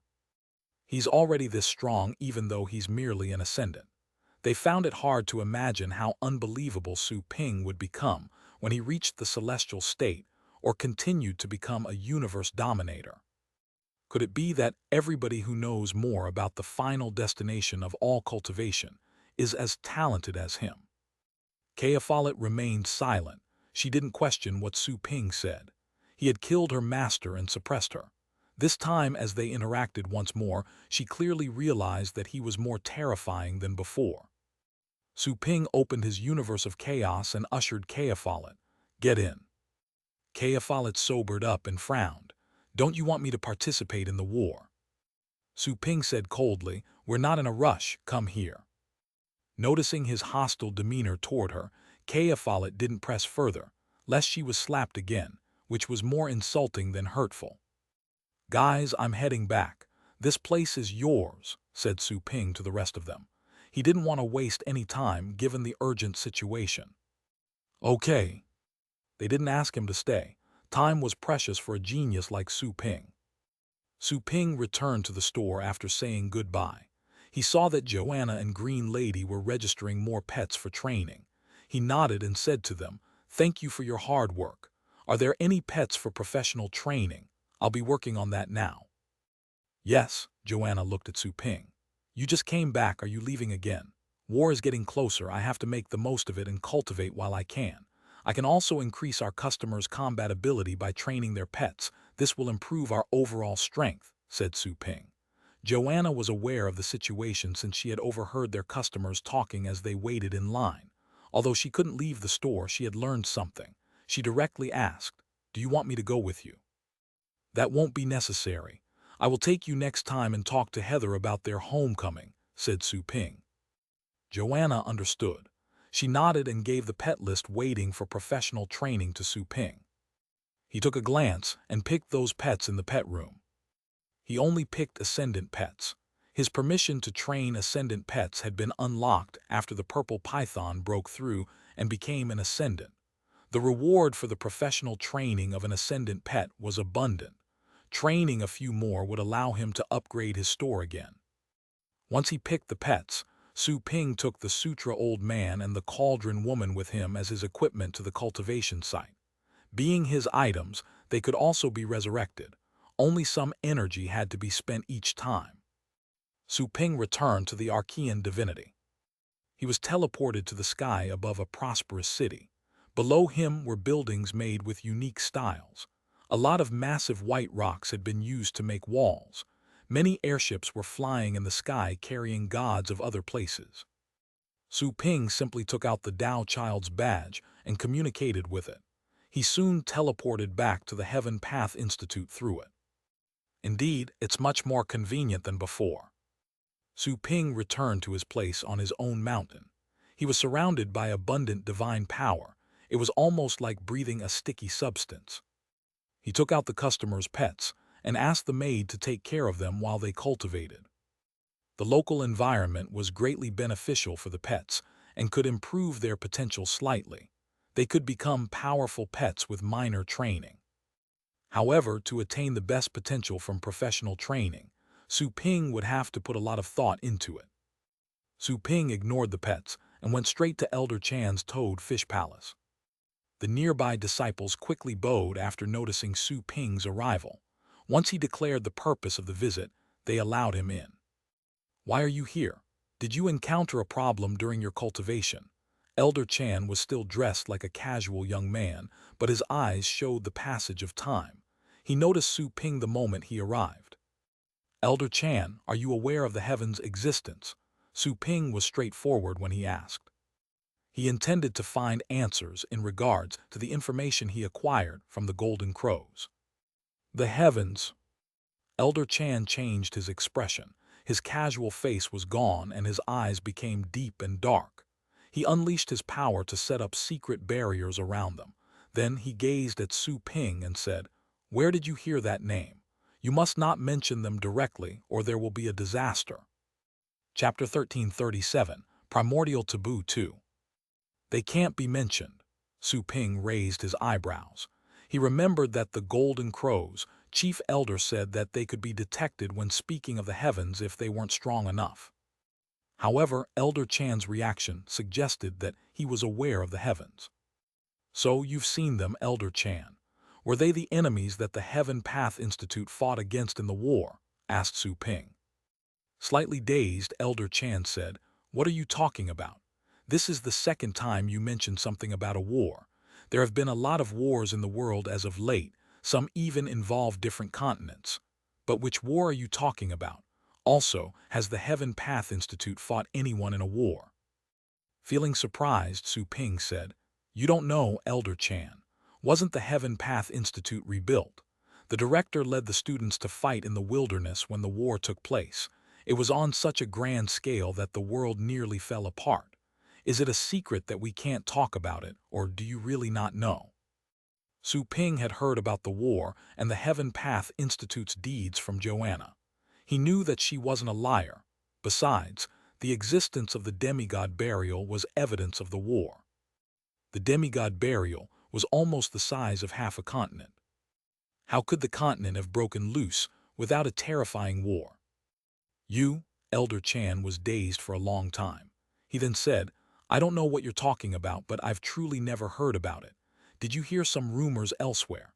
It's impossible for that to have happened. The world is protected by the ancestral gods who in turn restrain each other. There were only 3 wars in the history of gods where ancestral gods participated. They would only participate if their clans ever faced the threat of extinction. The wars caused by frictions and competition for resources could only involve god emperors at most.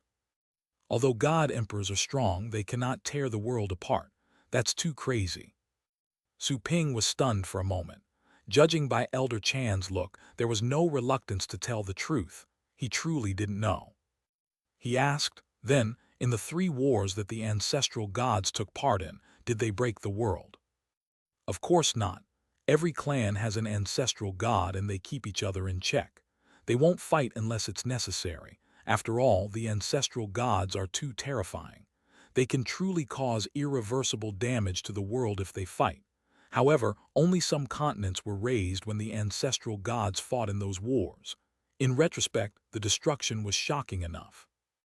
Elder Chan looked at Su Ping and continued, "As to the Heaven Path Institute's participation in a war, that's even less likely.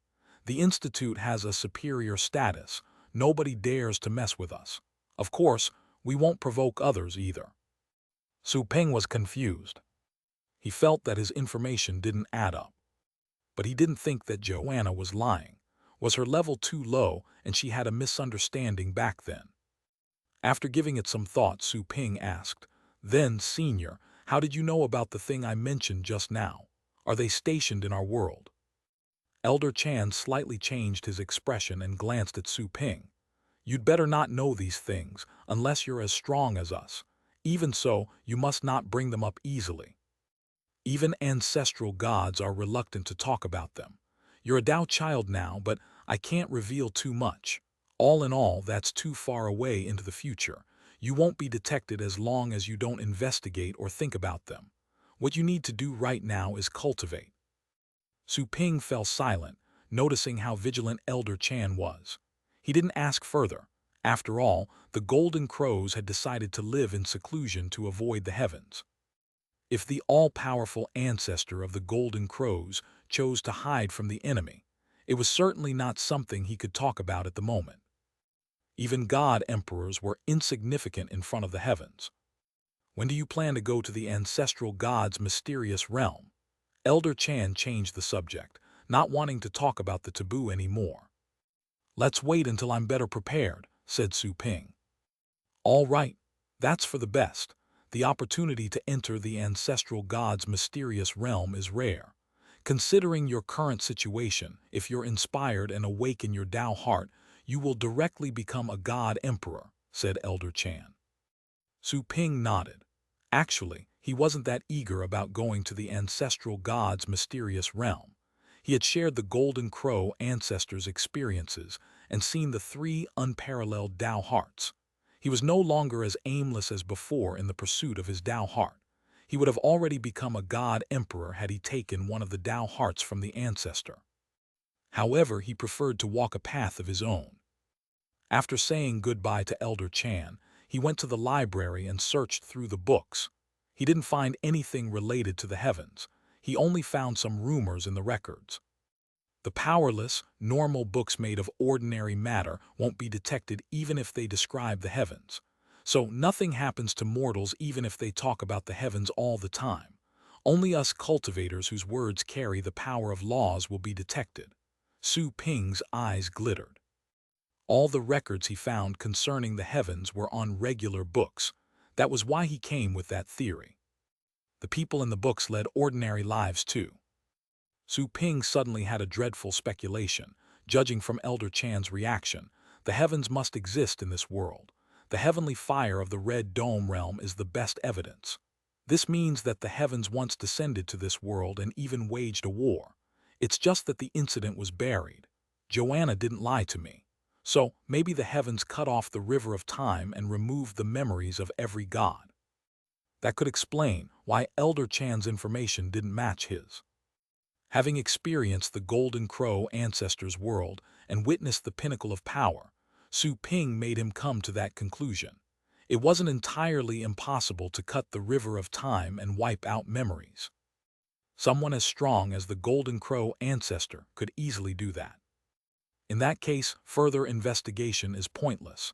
Elder Chan is right. Cultivating is the most important thing to me right now. Su Ping left the library and found Elder Chan again. What is it this time? Elder Chan was surprised to see Su Ping again. He could see some traces that nobody else could see using his secret technique. The traces suggested that Su Ping had just returned from the library. He instantly realized that the boy was probably still looking into the taboo. If it's the same matter we spoke of, don't mention it again, said Elder Chan solemnly. Su Ping shook his head. Senior, you're overthinking. I'm here to ask how to remotely control a god king without affecting their strength and ensuring their loyalty. Huh? Stunned, Elder Chan was greatly relieved. It's easy to enslave one. There are at least a dozen soul control techniques on the library's top floor.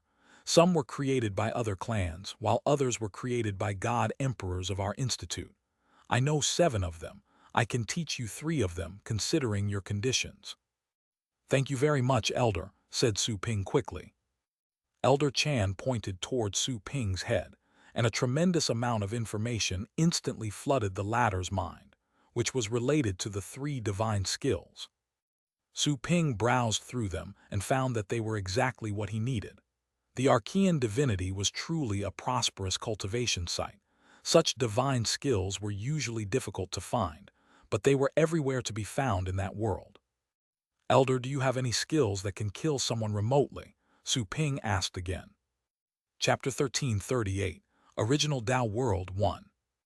You want to kill someone across a distance? Elder Chan asked. How far exactly are we talking about? The farther the better. Say across a continent, for instance, Su Ping estimated. The Archean divinity was extremely vast, and the 23 continents were quite distant from each other. Not even god kings were able to teleport to another continent. That is, unless they had set up divine arrays in advance. That distance is too much. It's impossible for the attack to cross even with the perfect Tao of time and space. The only choice is to attack with the original Tao world, but that requires a deep understanding of Tao. Elder Chan glanced at Su Ping and said, First, I need to test your understanding of Tao. You haven't found your own Tao heart yet. I wonder if you can perceive the original Tao world. Thank you very much, Senior, said Su Ping gratefully.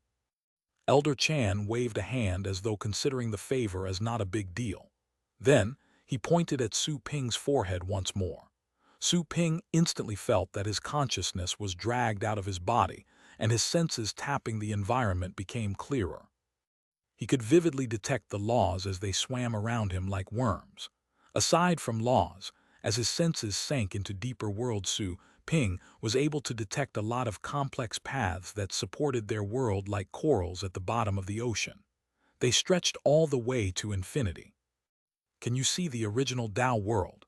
Elder Chan's voice echoed in his mind. Su Ping suddenly thought of experiencing the Golden Crow ancestor's world with the heart blood, and the world instantly changed before his eyes. Those complex laws and paths were suddenly constricted, and the world turned gray like the ancient chaos. Deep in chaos, there were tubes stretching all over like veins. If we were to examine them carefully, it could be seen that many great paths were interlaced inside the tubes. That was not exactly the world that Su Ping had experienced when he met the Golden Crow ancestor. The world he experienced was much bigger and close to the origin. He even saw the terrifying shadows lurking in the depths of the great Tao. The paths and laws that floated out of those shadows were like rotten worms. Senior, what's the original Tao world like? Asked Su Ping subconsciously. He wasn't sure if what he was seeing was the original Tao world. The original Tao world contains a lot of paths. You may feel that plenty of primitive paths are spreading in all directions. There are also many lesser paths deriving from them. Let me give you a tour. Su Ping then felt that his consciousness had been divided. Part of his senses registered that the environment changed quickly. The ordinary view changed drastically. His senses were much keener, allowing him to see the dust and microorganisms in the air. He was able to see a lot of laws and paths as the view zoomed in. He was eventually capable of seeing a lot of thick tubes spreading in all directions. "That's the original Tao world," said Elder Chan. "Once you're able to see this world from above, it means that your consciousness has touched the original Tao world and you can view the world in a purer way." "So this is it." Su Ping was relieved. It seemed that he was successful. "How about it? Is it the same as what you saw before?" asked Elder Chan. Su Ping replied, "Thank you very much, Senior. I think I've detected the original Tao." "Are you sure? It would be futile if you haven't sensed the original Tao, no matter how you study the divine skill I'm going to teach you. Aside from that, you can't improve your understanding of Tao by studying it. You have to cultivate the technique later," said Elder Chan. Su Ping nodded. "I'm positive." Part of the consciousness in Su Ping's head receded like a tide. The touching sensation on his forehead was gone. Su Ping opened his eyes and saw that Elder Chan had retracted his finger. "You've just become a Tao child, and you're already able to perceive the original Tao." Elder Chan looked at Su Ping with a strange expression. Such an outcome meant that Su Ping hadn't used his real strength during the Tao child competition. "You're not far from developing your own Tao heart. It should be easy for you to find your own Tao heart, considering your current understanding," said Elder Chan. Su Ping would become as strong as a god emperor once he found the Tao heart. As for his level, he could make a breakthrough at any moment. God emperors were extremely rare, even when considering the entire Archean divinity. Ancestral gods hardly revealed themselves, and god emperors were the actual rulers everywhere. Su Ping didn't comment on Elder Chan's words. As a matter of fact, he could condense any of the 3 Tao hearts that the Golden Crow ancestor had shown him. Seeing the original Tao world without the Golden Crow ancestor's help, my understanding of the great Tao was improved through his world. Alas, I couldn't see it as profoundly as the Golden Crow ancestor did with my own senses. Su Ping was ever grateful to the Golden Crows. "Of the 3 Tao children, you're the second to enter the original Tao world. I thought it would take you several thousand years to reach that level. Looks like we underestimated you. You're truly shocking," remarked Elder Chan. Su Ping's rise was definitely unexpected. Nobody knew him in the past, but he became outstanding all of a sudden. He had been absolutely unstoppable ever since they noticed him. Who was the first one? Su Ping was quite curious. Chapter 1339, Original Tao World 2. Shockingly, Elder Chan looked at Su Ping and said with a smile, "Kaian Hong, the unbeaten Tao child has already condensed a Tao heart of her own. She's only looking for alternatives. It was a good thing you didn't pick her, otherwise you would have surely lost. After all, she's already half a god emperor." Su Ping was stunned. He vaguely remembered the looks of the other 2 Tao children. He didn't realize that the plain-looking woman was so awesome. Shen Mo, the rather cool-looking Tao child, wasn't actually as strong as he appeared. "I didn't mention this to you since you weren't a Tao child yet. Although I'm close to humans, I couldn't reveal a Tao child's secret that easily," explained Elder Chan, fearing that Su Ping would misunderstand. Su Ping quickly shook his head and said, "Senior, you've already done me a great favor by offering me so many tips." Feeling at ease now, Elder Chan said, "Fortunately, you're not as arrogant and headstrong as other geniuses. You must know that you might break easily if you're too hard. It's best not to reveal your true sharpness all the time. It should be hidden in the sheath." "I understand, sir." Su Ping nodded. "Now that you've sensed the original Tao world, you'll be able to practice a lot of other remote-killing skills. Mine might not be the most suitable for you, but they have their own specialties. Not too destructive, but they're hardly noticeable. You may want to seek Elder Yan Huang if you're looking for the most destructive ones." Elder Chan chuckled and added, "She has a skill that allows her to kill someone located in a different continent with 90% of your original self's power. It's just that it might be too eye-catching." Although Su Ping was stronger than others at his level, he had developed all his skills in life-and-death battles. They were quite suitable for him. However, god kings who had cultivated for a much longer time than him knew much more skills. He was able to kill them not because he was more knowledgeable, but because his power was overwhelming. Now that he was part of the Heaven Path Institute, Su Ping certainly loved to pick up as many skills as possible. He wanted to grasp all skills that were easy to pick up and useful. Maybe those skills would come in handy later on the battlefield in his universe outside. He wouldn't have a chance to break free and return to the cultivation site to continue his training every time. "I'll go visit Senior Yan Huang later," said Su Ping. Elder Chan nodded. "First, I'll teach you the shadow finger. Considering your cultivation, you'll only be able to unleash 50% of your power if you attack a target on another continent. It's a very covert move. Your targets may die if caught unprepared. However, this skill won't give you much of an advantage if they're on alert. As for Yan Huang's skill, her target will be able to sense and defend against the attack even if they're unconscious. They'll survive if they can defend. If they can't, they'll die. These two kinds of skills have their own merits." "I understand, sir." Elder Chan stopped talking and began to communicate with Su Ping via telepathically. He parsed the skill and conveyed it to Su Ping. Such a skill launched attacks through the original Tao. The power could be transmitted, even though the target was on another continent. However, it heavily burdened the user. Several days later, Su Ping woke up in his conscious space. He had already grasped the shadow finger. Elder Chan didn't hold anything back as he transmitted his teachings. It was very easy to understand his transmission. He was considerate and explained in detail whenever Su Ping had any questions. "You may try it out."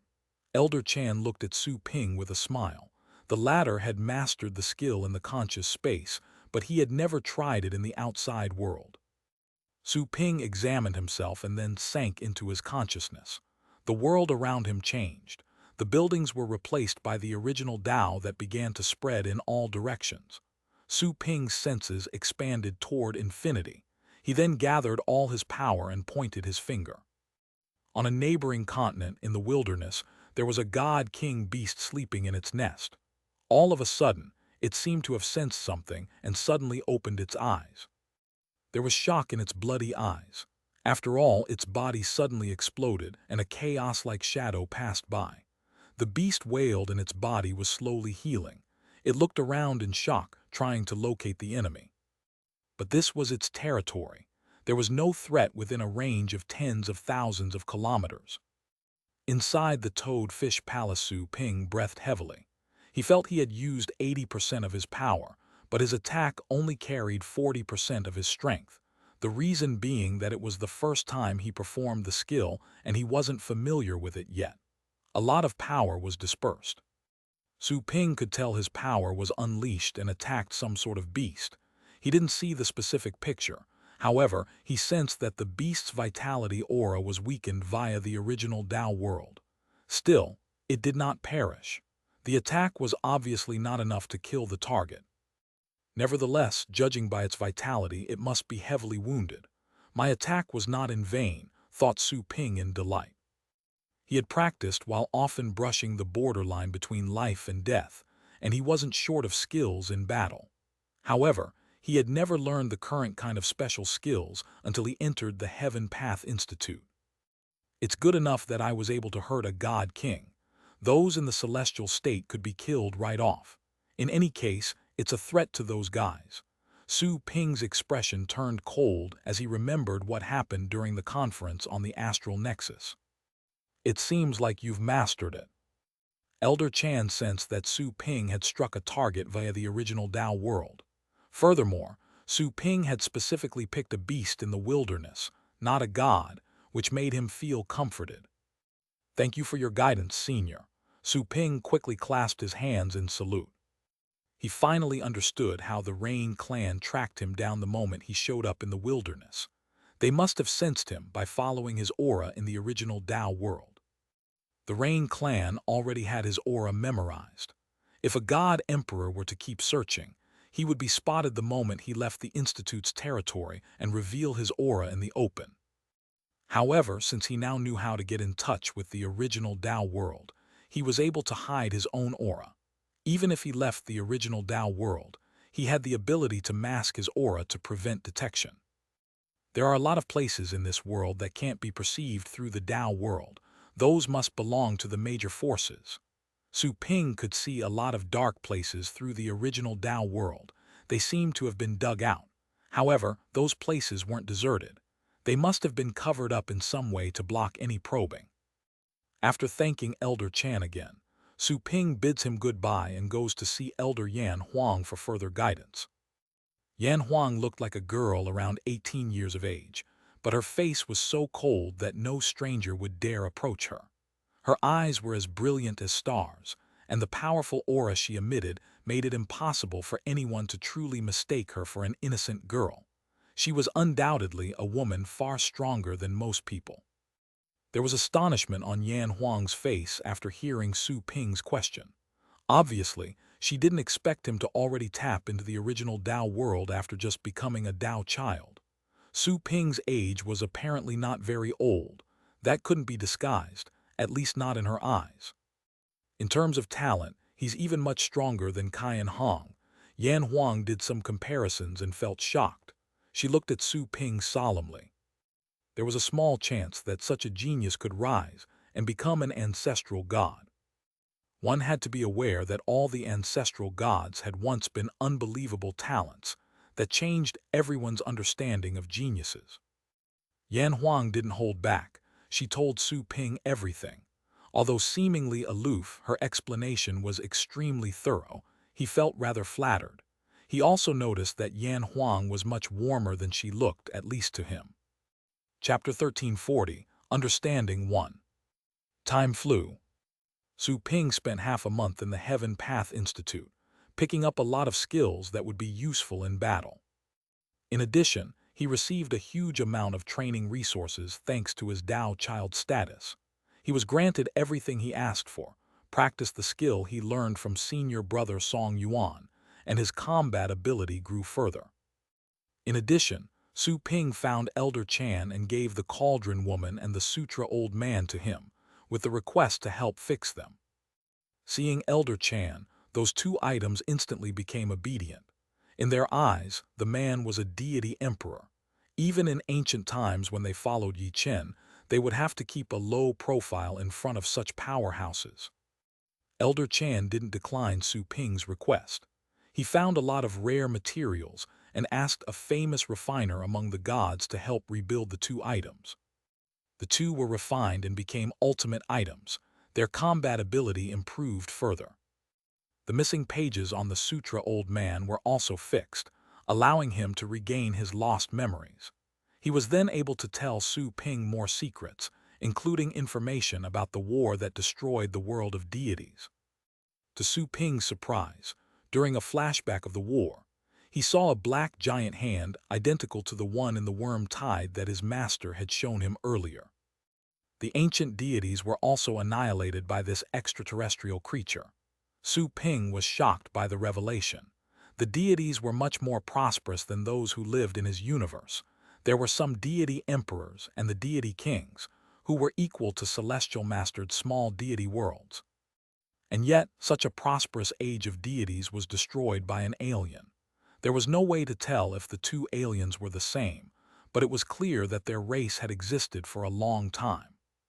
Is it possible that the war that broke out in this world was caused by them too? In that case, the identity of those aliens, Su Ping narrowed his eyes.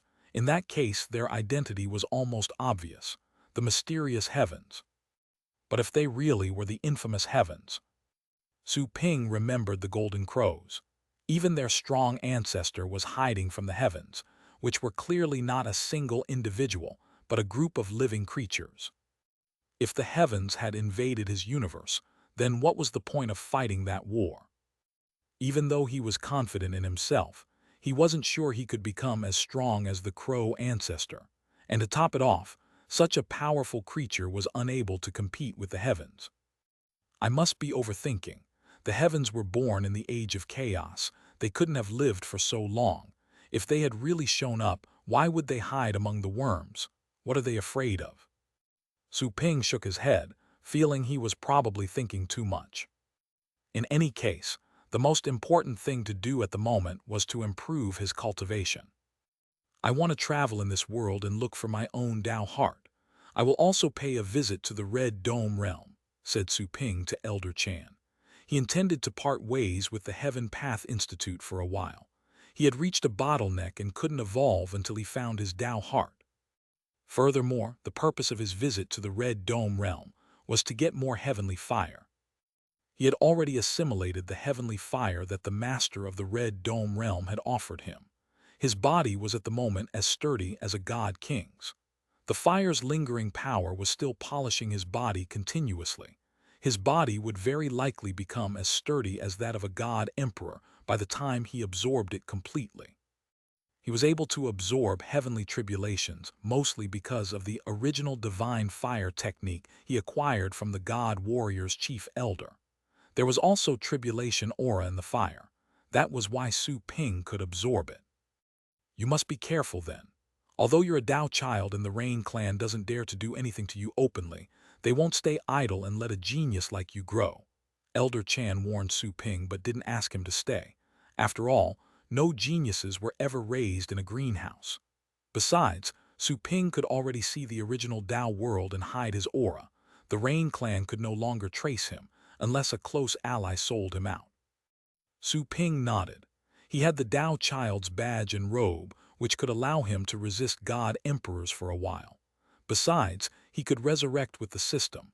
That was why he was bold enough to travel the Archean divinity and look for his Dao heart.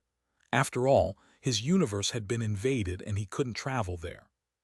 Once he said goodbye to Elder Chan, Su Ping retrieved his many pets and took the sutra and the cauldron with him. He began his trip through the Archean divinity. He concealed his aura and quietly left the Heaven Path Institute. He moved towards the Red Dome realm based on a map he found in the library. Although he could teleport there using his badge, he preferred to see more of that world. Hopping it would help him find a chance to find his Dao heart. The Red Dome realm had been specifically marked on a continent depicted on the map. It was the Yan clan's territory, which was a high-ranked clan. Su Ping disguised himself as a regular god and lowered his handsomeness by 99%. Even so, he still looked remarkably charming. He was followed by the Inferno Dragon and the Purple Python. Both were also passing up as gods. He didn't summon the young Chaos Beast. After all, its chaos aura was too abundant, and it was an authentic chaos creature. Although he could help in concealing its aura, the creature could be seen through over a short distance if they ran into a god emperor. Chapter 1341, Understanding 2. Su Ping entered cities and towns like a normal traveler, with the money he received from the Heaven Path Institute. He passed through swamps and deserts, encountering beasts and desolate woods. He also met some of the local adventurers. It was the first time for him to truly sense the uniqueness of the Archean divinity ever since he went to that world. When he turned into a middle-ranked god, he discovered that most gods were friendly to him, all their arrogance and prejudice gone. After he traveled for a few days and turned into a high-ranked god, not only was their arrogance gone, he even saw modesty and respect in them. They call themselves gods and they're omnipotent to humans, but the fact is, they're just relatively stronger beings. Gods and deities are all like this. Is there truly an emotionless and unbiased existence keeping order? Su Ping fell silent. You would have to be devoid of all emotion in order to be absolutely fair. Emotions were the opposite of rationality, which demanded indifference and objectiveness. If I abandon my emotions, will I be able to transcend and become a real dominator? The idea occurred to Su Ping. Deep in his heart, his rationality told him it was a feasible approach.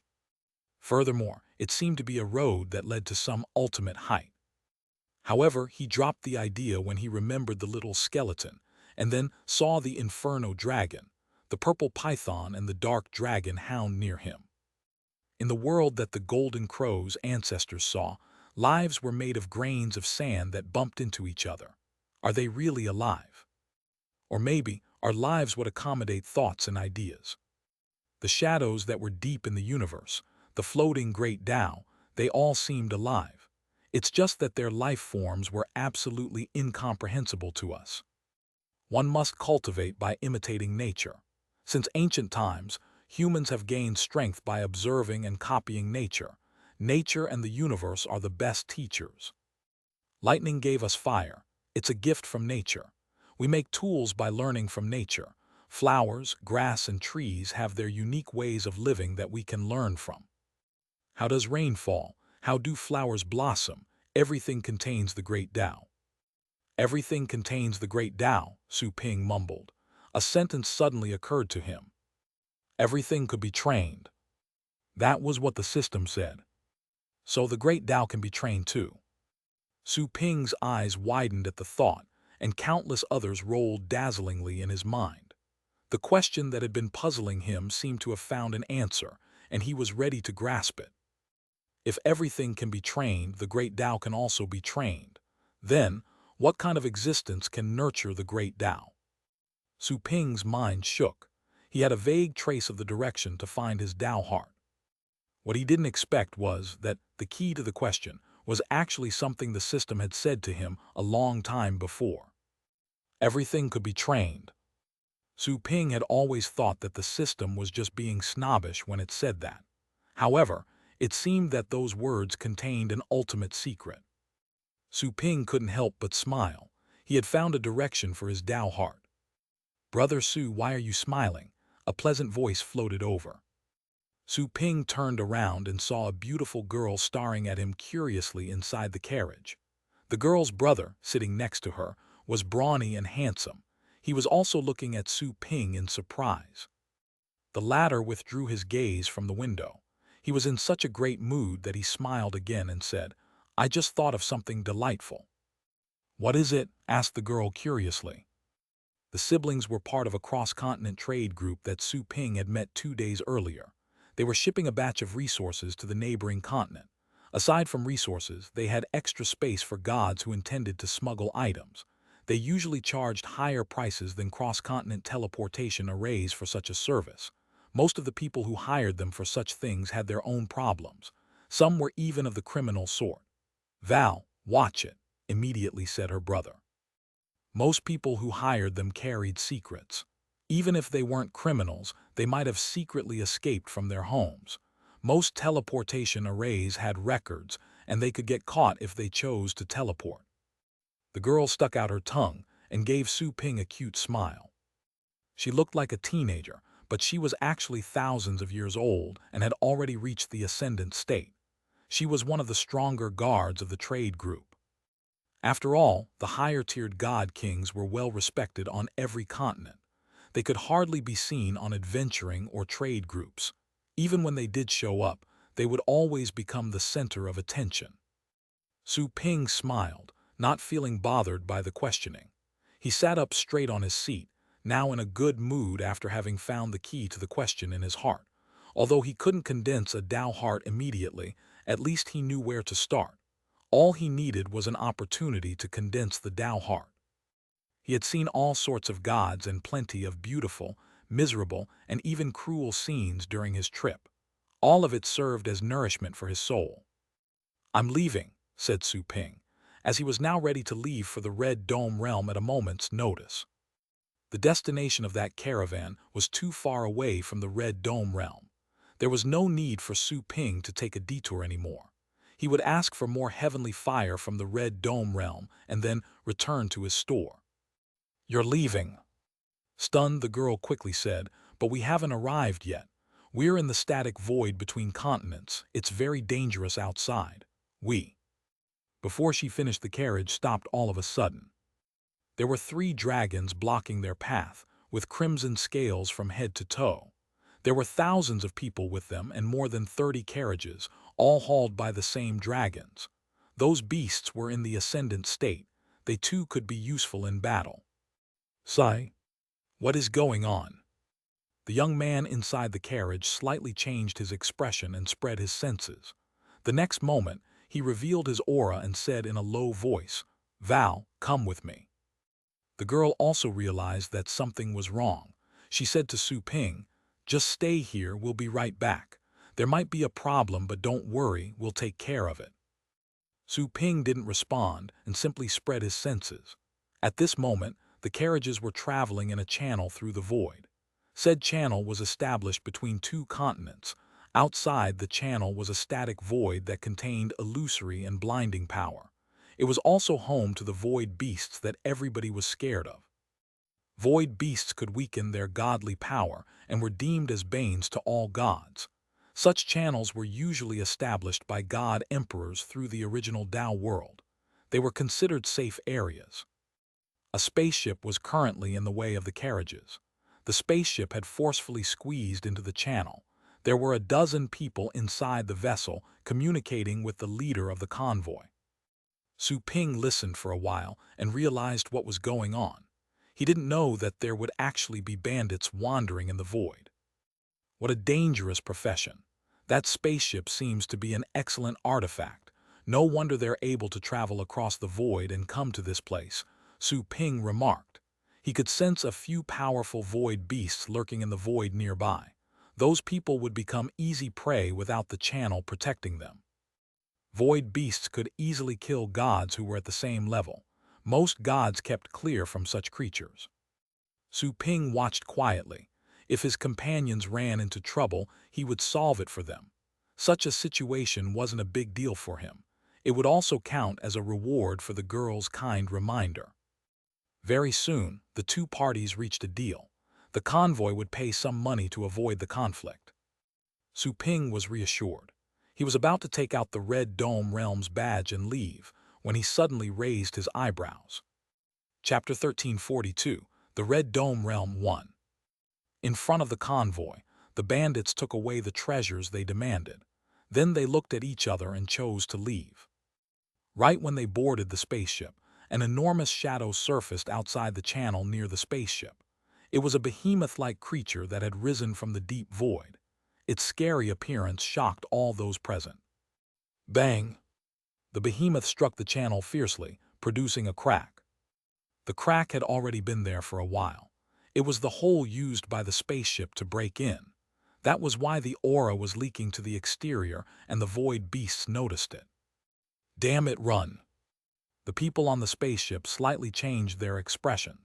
They quickly took off with their spaceship and ignored the void beasts. Those assholes, cursed the people of the trade group upon seeing them flee, then summoned their guards, ready to resist the enemy. Exactly at that moment a magnificent figure, thousands of meters tall, emerged in the region of space outside the channel. It looked like a floating island. The spaceship had just broken out of the channel when it was suddenly frozen in the void. After that, the spacecraft exploded in a dazzling manner. No one could tell what kind of power had attacked the spaceship, but all the people on board panicked and fled to the void. However, they were ensnared by some sort of power before they could run off. It seemed that there was an attraction force from a certain point, pulling them over. Screams burst out when they reached the final point. Screams were let out by every single one of the people caught. Bloody scenes occurred. Everybody on the spaceship was minced by some sort of power. Bang! While everybody was watching, the channel trembled and cracks appeared. The enormous figure waved its claws and smashed at all the people inside the channel. It's a beast king. How can there possibly be a beast king in this place? Contact the god emperors immediately. Exclamations came from the convoy. All the guards were panicking. That void beast was too frightening for them to resist. They had to flee. Whoosh! The siblings who had just left their carriage flew back fast. Once they passed by the carriage, the girl named Val paused and lifted the window curtain. Don't stay here anymore. Run. She was stunned when she realized the situation inside the carriage. It was empty. Not only was Su Ping nowhere to be seen, but the kids traveling with him had also disappeared. How about that? They've already fled. The burly man quickly pulled his sister. Let's run, just ignore them. We're truly unlucky this time, let's try to survive first. The girl was really quick to react, immediately running off with her brother. Exactly at that moment a devastating scream was heard coming from somewhere behind them. The scream was so loud it seemed to sound right next to their ears. Both of them were quite taken aback. They turned around and saw the most shocking scene. That void beast king, which was thousands of meters tall, had been beheaded. There was a terrifying, glowing sword aura on its body, leaving a trace hundreds of meters long, which had pierced through. Well, both of them were dazed. Aside from the pair of siblings, the others who were fleeing in panic stopped, also shocked by the scene. Did one of the god emperors show up? Very soon, they saw a slim and tall man in front of the Beast King. His black hair fluttered in the wind. There were also a few youngsters around him who looked like his servants. This is... Val widened her eyes in disbelief. Her brother's eyeballs were almost popping out as he looked at the man in disbelief. They couldn't be mistaken. The guy was none other than the lazy man sharing their carriage. This looks like a beast from the illusory world. In midair, Su Ping slew the void beast that was as strong as a god king. He had the special feeling again and was astonished by it. It was his first time fighting a void beast. It reminded him of when he first grasped the law of illusion. Once he thought about the law of illusion, Su Ping remembered the figures he had encountered when he studied said law. The 9 layers of space making up the universe didn't include the illusory world nor the path source world. They seemed to be in a place that was beyond that universe. Su Ping dismissed those random thoughts and looked back at all the people behind him. He chose to leave once he noticed that the brother and sister duo were fine. He snapped out with a few more sword auras, killing the other void beasts gathering nearby. Then he took out the Red Dome Realm's badge and teleported away. For him, that had been just a trivial incident during his journey. But after Su Ping left, everybody was still replaying that scene in their minds. I didn't know he was that strong. Val looked at the last place where Su Ping floated before leaving, still in a daze. She finally understood why he had told them he was leaving. The guy had no need to cross continents through that channel.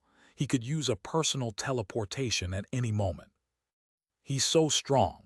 He finished off the Beast King so quickly. He must be one of the strongest god kings, if not a... Her brother mumbled in astonishment, regretting not having been more enthusiastic when they were in the carriage with Su Ping. He could have received some pointers had he made a good impression. In the Fire God Palace of the Red Dome Realm. That place was at the realm's core. The Fire God Palace was also the strongest force, which dominated the entire Red Dome Realm. The place was scorching hot. The soil was blackened and cracked. There was nothing green within a range of tens of thousands of kilometers. Few plants grew in that place, and all of them were extremely precious. Some of them were ever-burning blades of grass, while some were blackened trees, with burning red fruits hanging from their branches. They were all defended by divine beasts. Chapter 1343, The Red Dome Realm 2. There were thousands of stairs on the steep palace, and temples of various sizes were interconnected. Disciples of the Fire God Palace were training hard in their respective areas. A crowd had gathered in the palace's square. Aside from disciples, there were also elders and deacons. 7th stage of the Sky Fire technique. At the front, a crimson stone pillar began to burn all of a sudden, making the temperature rise at a fast rate. The crowd couldn't help but retreat. Only a few people remained impassive. After the announcement of an elder, a figure retreated from the stone pillar, attracting a lot of attention. Above the square, in a palace, 2 figures were standing in front of a window. One of them had an attractive body figure clad in a thin, revealing dress. Jinger has cultivated to the 7th stage already, as expected of the disciple you taught personally. Not bad. If she works harder, there's a chance she will knock the Chaos Bell and rise to the Chaos Talents rank, said the other woman who looked like an angel from heaven. The crimson mark on her forehead made her look even more beautiful. The temperature down below rose abruptly, and the waves of heat almost reached them instantly. Meantime, exclamations burst out. Someone shouted, 8th stage of the Sky Fire technique. There was a fuzzy figure made of flames in front of the square's crimson stone pillar. It was as high as the thick pillar. It was like an ancient statue with a blurry face. The 2 people up above couldn't help but feel astonished after seeing such development. It's Miss Lena. How long has she been with us? She's already reached the 8th stage. The thinly dressed woman was stunned. "Lena," said the master of the Red Dome realm with a soft voice, eyes glittering. "She carries the purest bloodline of our clan. It's only natural for her to grow this fast. Jinger cannot compare to her. She was sent here according to the clan master's arrangement. Her goal is to become a god emperor. If possible, she might compete to become the next clan master." "Miss Lena is truly the chosen one," said the other woman, carrying flattery in her tone. The square was in an uproar at the moment. She actually summoned the fire god's projection. Unbelievable. "I heard that Miss Lena went to the pit's 3rd level. That's not a place for gods. Not even senior brother Jiang Feng can compare. She came here later than he did, right? It can't be helped. She's the lady of the Yan clan. Cultivating here is only part of her training. She'll probably go somewhere else once she's done here." Everybody whispered. When nobody was paying attention, in a remote corner at the rear of the square, a teleportation array glittered, and a man walked out. Huh! Hardly had Su Ping teleported when he saw the crowd in front of him. Furthermore, there was abundant firepower in that place. He also sensed that a terrifying power was surging underneath his feet. He was familiar with that power. It was heavenly fire. "The heavenly fire is right below me." Su Ping looked down through the thick rocks and soil underneath his feet and was able to see a crimson light burning fiercely. It was none other than the heavenly fire. He looked away and raised his head to check his surroundings. The temperature in that scorching environment was at least 1,000 degrees. Normal clothes and water would be vaporized immediately in such conditions. All the stuff found there contained divine power and was strongly resistant to heat. Ordinary people would be burned alive if they were sent to that place. While he looked around, a figure suddenly rushed over. The disciples of the Fire God Palace attending the event noticed something. They raised their heads in astonishment. Then, they became respectful and showed delight. Some looked at the girl in front of the stone pillar with envy, thinking she had surely caught the master's attention. In front of the stone pillar, a crimson-haired girl also raised her head. She looked at the master, who was flying towards her, her eyes glittering. She came from a faction of her family that was different from the master. The purpose of her cultivation there was partly to gain more strength, and partly to rope the master into her faction. She stared at the latter, already considering what she should say. But exactly at that moment, the expert whom she had been gazing at went straight past her. Did she overshoot her move? The girl was dazed. That idea occurred to her, but the conjecture was immediately disproved. The other disciples were also surprised. Then, their eyes found the stranger standing in front of the teleportation array. "You're here." The master of the Red Dome realm looked at Su Ping with great delight. She didn't expect the newly risen Dao child to go there so soon, and she was aware that the Rain clan was hunting him. The fact that Su Ping had risked his life to get there was proof of his sincerity and respect. "Senior." Su Ping recognized her, the realm master who had presented a proposal to join them. He nodded and said, "Did I interrupt anything?" He realized that those people were performing some sort of ritual. "No, nothing is more important than your arrival," said the realm master with sincerity and a smile. "How was your trip? Did you come alone?" She looked around and saw no elders of the Heaven Path Institute protecting him. That in itself angered her. What were the old farts of the Institute thinking? They don't cherish their own Dao child at all. If anything had happened to Su Ping, she might have demanded an explanation from them. After all, she had paid a great price to attract that genius. "Yes, the trip wasn't long, so I traveled alone, but I'm not here to take over anyone's position. I simply wanted to fetch more heavenly fire," said Su Ping. The realm master couldn't help but curse inwardly when her suspicion of him traveling alone was confirmed. However, she smiled on the surface and said, "Now that you're here, let me give you a tour around the Red Dome realm.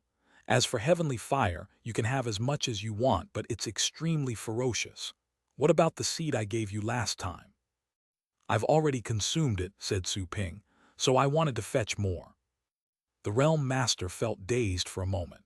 Heavenly fire was a rare treasure even for god emperors, and yet Su Ping had already used it up. However, she then recalled that there were many experts in the Heaven Path Institute. Some elder had surely helped him absorb it. After considering that such a thing wasn't a big deal, she chuckled and said, "That's fine. The last thing our realm is short of is heavenly fire." "That's great." Su Ping examined the erupting power underneath his feet and felt as if he were standing on top of an active volcano. He said, "Senior, there's something else I wanted to ask you. Do you know where the heavenly fire came from?" The realm master smiled and said, "The old fellas at the institute didn't tell you. Never mind, I'll tell you later. Let me introduce you to everyone first, that way nobody would be stupid enough to offend you." After that, she turned around and flew to the sky above the square. Su Ping followed her closely. "Everyone." The realm master looked down at those present. The smile on her face was replaced by solemnity. "This is the Tao child from the Heaven Path Institute, and the new deputy master I've sincerely invited over. His name is Su Ping of the human race. Remember his name and do not offend him." Everybody was astonished.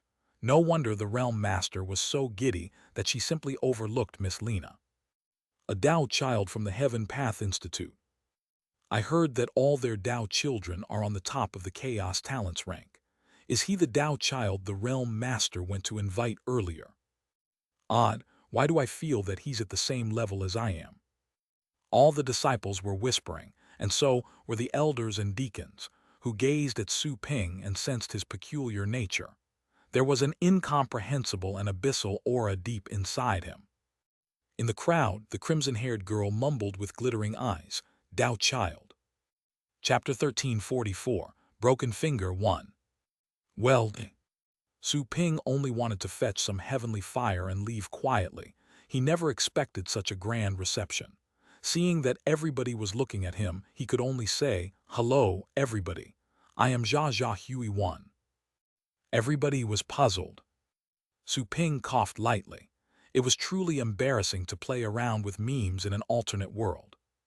"Tao child." The master of the Red Dome realm looked at Su Ping, feeling confused. She didn't think that Su Ping was intimidated by the crowd, but his behavior was indeed unusual. Su Ping stopped joking around, he asked, "Realm Master, what's this?" He solemnly stared at the stone pillar in front of him. He hadn't paid attention to it earlier, but now that he was closer, he discovered a familiar aura inside the eye-catching pillar. However, such a familiar feeling didn't make him feel close or intimate. Instead, he was vigilant and even repelled by it. "Huh?" The realm master was surprised. Su Ping sensed the unusualness of this thing the moment he got here. She didn't say it out loud. Instead, she explained expressionlessly, "This is an innate artifact of the Fire God Palace to test one's control over heavenly fire. Are you interested in giving it a try?" An innate artifact. Su Ping had picked up a lot of knowledge from the library of the Heaven Path Institute and knew it was an artifact born in nature. He narrowed his eyes and his pupils changed, and with it the world before his eyes also changed. The surface of the pillar, which was covered in red rocks, was gone, revealing the horrifying scene inside. "This is..." Su Ping was shocked, as the pillar was actually a finger. The appendage's surface was rotten, some of the flesh gone. The bone could be seen in some parts. Su Ping looked at the bottom of the finger. It had been severed and buried underground. He was slightly relieved. It would have been appalling to find the finger still connected to the body. His gut told him that the previous owner was not a god emperor. It was more likely to have been an ancestral god. There was also a small chance it was similar to the Golden Crow's ancestor, but quite slim at that. After all, existences like the Crow ancestor were rare, even in the Age of Chaos. Just an artifact.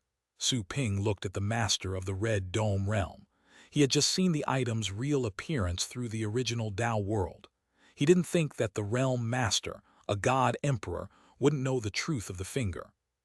Huh? The realm master felt slightly dazed. Did Su Ping discover the secret inside? Impossible. He's just become a Tao child and his vitality aura is awfully young. How could he possibly do that? She answered with a question of her own. "What did you see?" Su Ping stared at her for a moment but chose not to dig further. He said, "Nothing. It's just very interesting." Interesting. The Realm Master considered what Su Ping said. On the surface, she said, "Are you interested in taking the test too? Although you have yet to practice the heavenly fire technique, it can still measure your fire expertise." "Is that so? I can give it a try. How should I go about it?" Su Ping's eyes glittered since he was willing. He wanted to find out how marvelous that finger was. "Unleash your power of fire and direct it towards the pillar," she said with a chuckle. "Being the deputy master of this realm, you're qualified to cultivate the heavenly fire technique. I'll transmit it to you now." "Okay." Su Ping didn't decline the offer, as there was no such thing as learning too many skills. The Realm Master raised her slim finger and light gathered at the tip. She then pointed at Su Ping's shoulder. He instantly sensed that she was trying to visit his mind, but she didn't try breaking in. He instantly accepted the transmission. A tremendous amount of information was swiftly transferred to his mind. The data was like a series of brooks running towards an ocean. All of it was abundant, yet Su Ping's mind was more than spacious. He was quick as he sorted it out and found it was indeed a skill related to fire. Su Ping browsed through the information and found 13 volumes, each containing a stage. However, it's drastically inferior when compared to the original divine fire technique of the Golden Crows. Su Ping read through it carefully. Time passed at a very slow rate inside his mind. He soon discovered more training possibilities beyond the 13 volumes. After all, the 13th volume only addressed the topic of cultivating the heavenly fire Tao heart. Considering the world that Su Ping saw with the Golden Crow's ancestors' help, creating a Tao heart in the universe was only the first step. The full control of one's universe couldn't be attained without becoming an ancestral god. Su Ping opened his eyes and looked at the Realm Master, who couldn't have passed him an incomplete skill on purpose.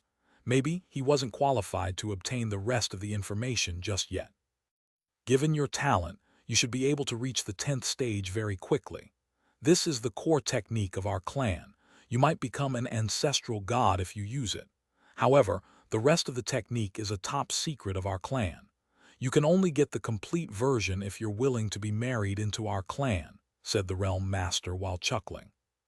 All the people gathered below were stunned. The Realm Master is that confident in the Tao child. Whoever cultivated 10 stages would be a remarkable god king. "I'm not interested in marrying anyone just yet, but I wouldn't say no to a concubine," said Su Ping. The Realm Master smiled, knowing that he was too much of a genius to be tempted by a single technique. After all, the Heaven Path Institute was not short of ancestral god techniques, and Su Ping would certainly have access to them since he was a Tao child. "Let me familiarize myself with it," said Su Ping. He closed his eyes and practiced the technique in his heart. Everybody exchanged bewildered looks, not knowing the reason why Su Ping would close his eyes all of a sudden. "Young Master Jiang Feng, this Tao child is on the Chaos Talents rank. He looks so extraordinary." A few guys in the crowd whispered amongst themselves. A handsome young man who was at the center slightly raised his head and frowned. Even though the guy was a Tao child, he was unused to looking up at anyone else, which rubbed him the wrong way. He said, "He's being so rude to my master. What's with the manners of this Tao child?" The others felt wary. Bewildered, they looked at each other. None of them dared to say a thing. Even though they were his followers, the Tao child of the Heaven Path Institute was too powerful a figure for them to disparage. Realizing what they were thinking, Jiang Feng snorted but didn't say anything else. He was eager to find out what the legendary Tao child of the Heaven Path Institute could do. The best geniuses in the entire Archean divinity were the Tao children of the Heaven Path Institute, except for those on the Chaos Talents rank. Either identity was a great honor to have, but the latter was harder to acquire, because not everyone on the Chaos Talents rank was a Tao child, while every Tao child had a spot on the ranking. A moment later, Su Ping opened his eyes and said to the Realm Master, "I'm ready." The latter was slightly surprised. The invitation had been done casually. she didn't really care about the result. After all, Su Ping had proven his potential as a Dao child. Even if the result was subpar, it could only suggest that fire was not his strong suit. If his result was favorable, it would only be a natural outcome. "Let's go then, Dao child," said the Realm Master with a smile. Su Ping nodded and landed. At the square, the crowd couldn't help but make way for Su Ping, awed by his identity. Such a reaction angered the crimson-haired girl mingling in the crowd. She frowned as she watched. Even though she was only there to cultivate for a brief time, that was an organization of her clan anyway, while the attendees were disciples trained in her clan. She felt slightly uncomfortable as she noticed how everyone was being subdued. Huh? Feeling the hostility in the crowd, Su Ping raised his eyebrows and glanced at them. He noticed that they weren't too strong, so he simply overlooked it. There would always be people who didn't want others to show off. The stronger you were, the more enemies you would have. There might be some smiling faces around them, but their sincerity was questionable. Su Ping chose to ignore them and went straight to the pillar. While looking at the finger in the rocks, he took a deep breath and raised a hand. A scorching power instantly burst out. A call resounded. A figure suddenly erupted behind Su Ping's back and soared in the sky. A Chinese meme. Chapter 1345, Pinnacle 1. The scorching figure flapped wings that blocked the sky. Flames covered the wings, as if ready to melt the entire world. The fire god's projection. Wait, it's a projection of another being. He's visualizing the power of fire. Has he reached the 8th stage of the heavenly fire technique already? Everybody looked at the brilliant, scorching figure in astonishment. That was a symbol of the heavenly fire technique 8th stage. However, the projection invoked for Su Ping was slightly different from theirs. The Red Dome Realm Master slightly changed her expression. Given her expertise, she easily realized what level Su Ping had reached. It was indeed the technique's 8th stage.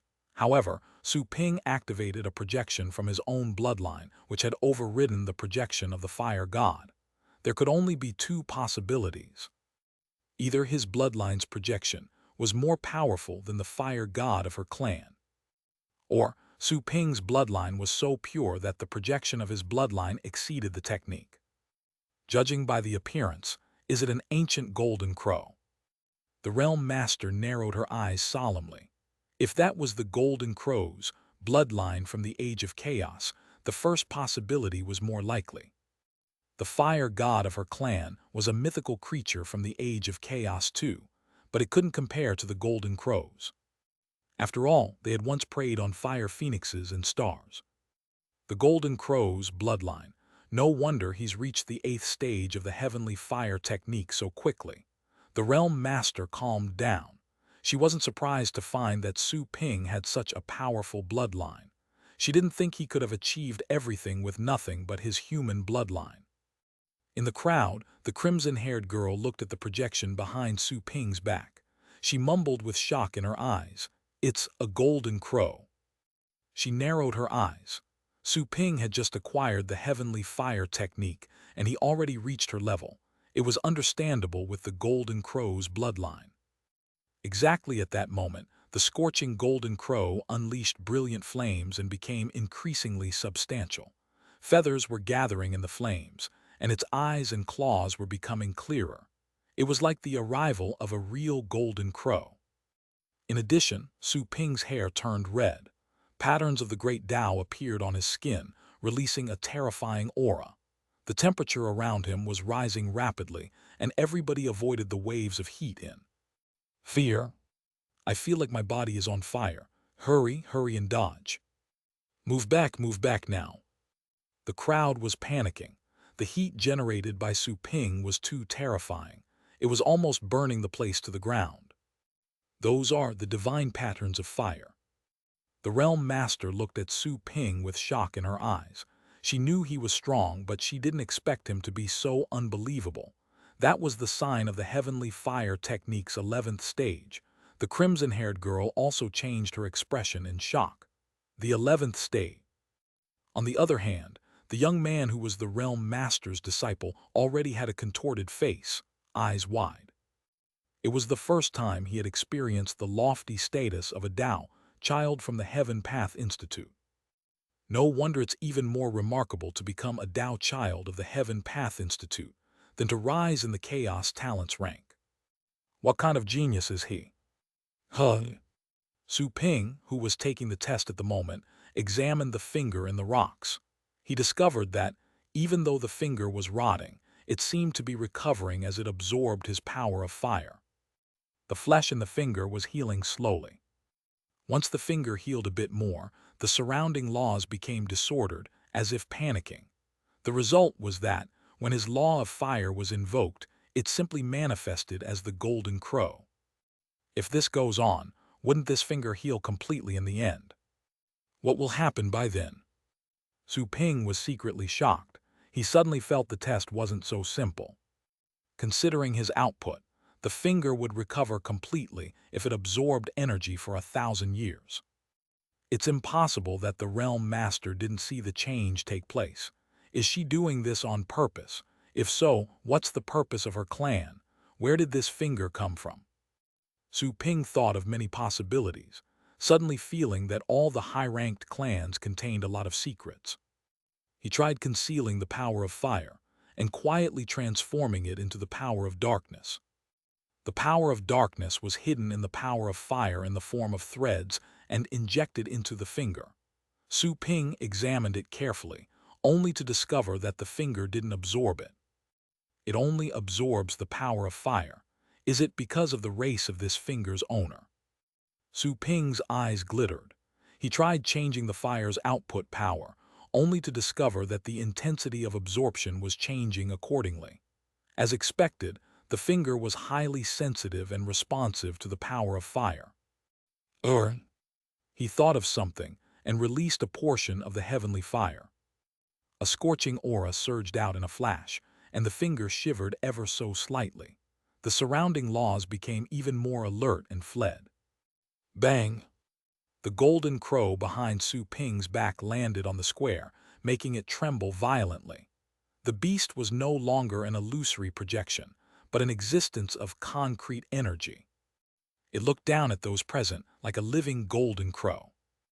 An ancient aura of chaos was instantly spread out. The dominating aura of an ancient king enveloped them all. Manifestation of the Grand Tao. Back in the crowd, someone was so shocked that they actually moaned.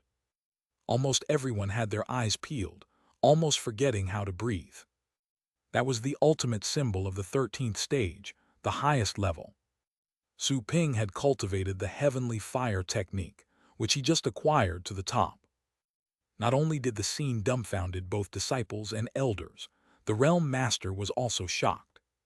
She knew that, as long as one's expertise was profound enough, it wouldn't take too long to grasp a cultivation technique. Therefore, it was within her expectation when Su Ping showed the 8th and even the 11th stage of the technique. However, the 13th stage, that was only for god emperors. Only the god kings of her clan, who were extremely talented and with pure bloodlines, could do that. However, such figures were brilliant geniuses even in her clan. Few of them had ever emerged. And yet Su Ping had just done it. Is his understanding of Tao comparable to a god emperor? The Realm Master was suddenly awakened, as if a bucket of water had been poured over her head. Su Ping had surely tapped into the original Tao world and could even condense a Tao heart at any moment.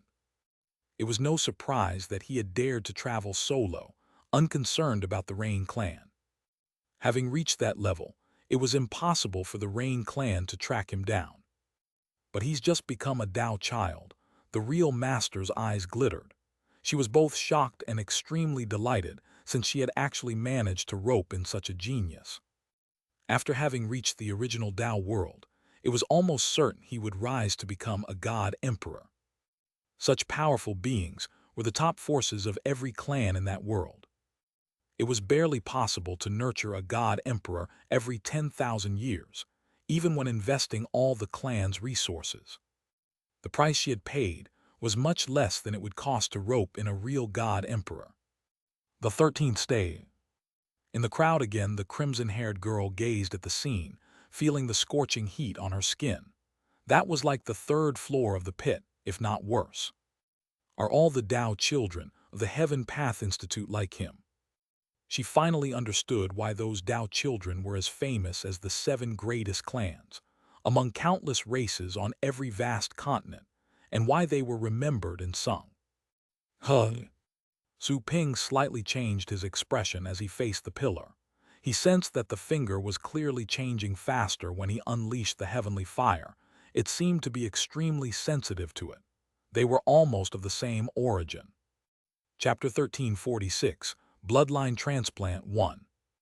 The Golden Crow's ancestor mentioned that the heavenly fire belonged to the mysterious heavens. Su Ping was rather shocked and suspicious. Did this finger belong to one of the heavens? If that was the case, then why was this finger erected in this place? He stopped his fire output upon seeing that the finger was continuously absorbing the heavenly fire, his expression changing, but he quickly calmed down and considered the situation. Heavenly fire was obviously appealing to the finger. The damages done to the finger were clearly mended, if only a little bit.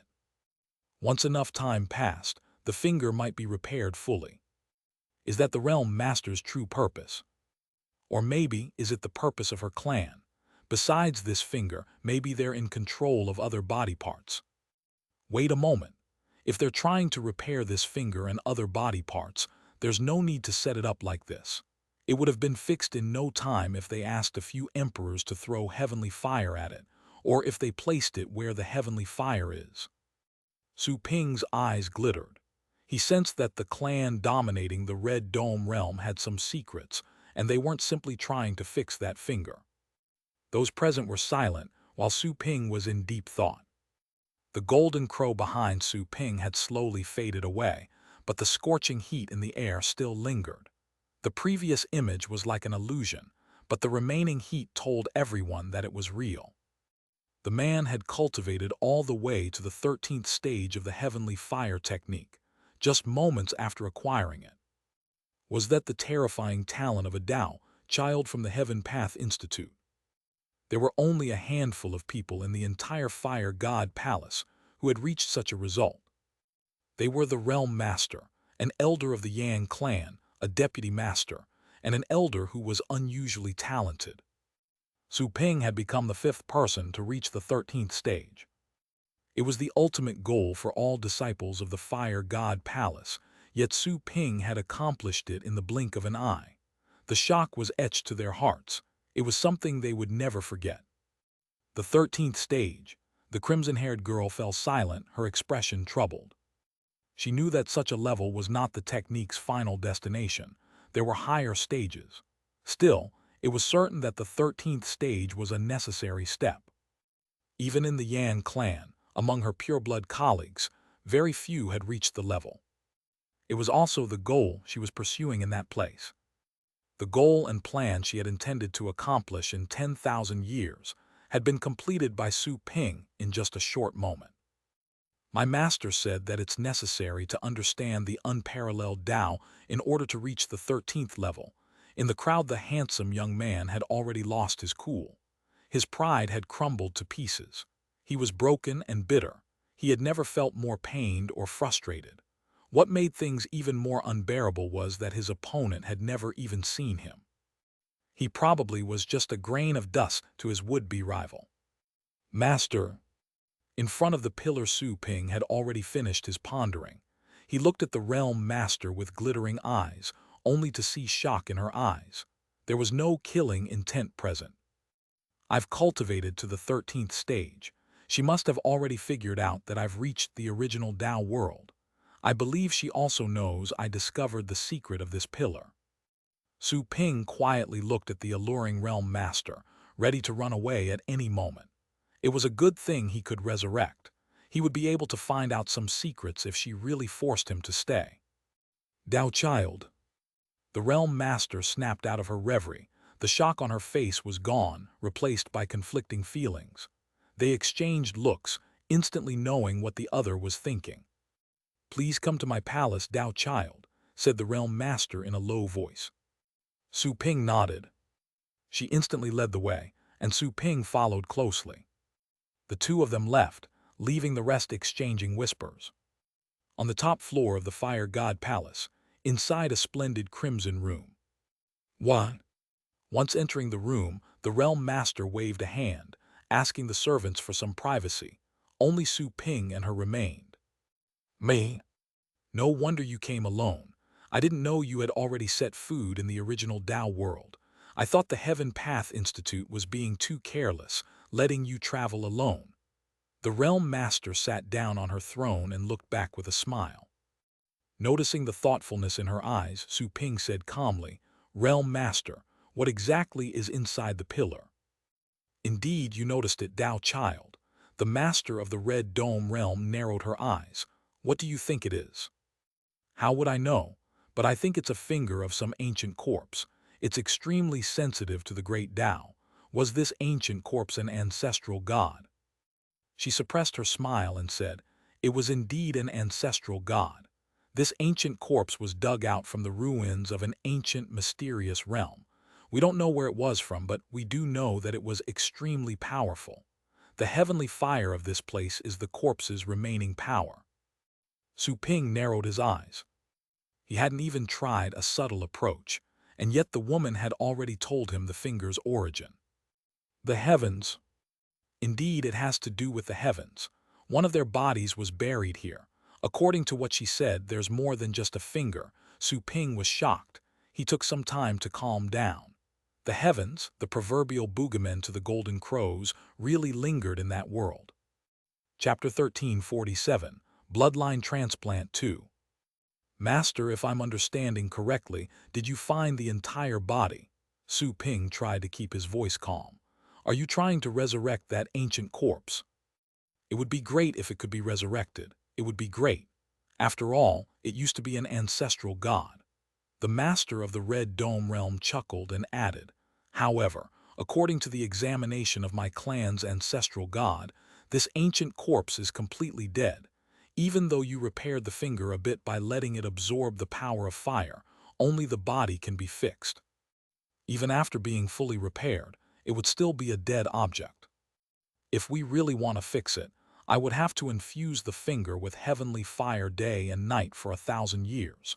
It would end up as good as new." Su Ping nodded. She was not lying about that.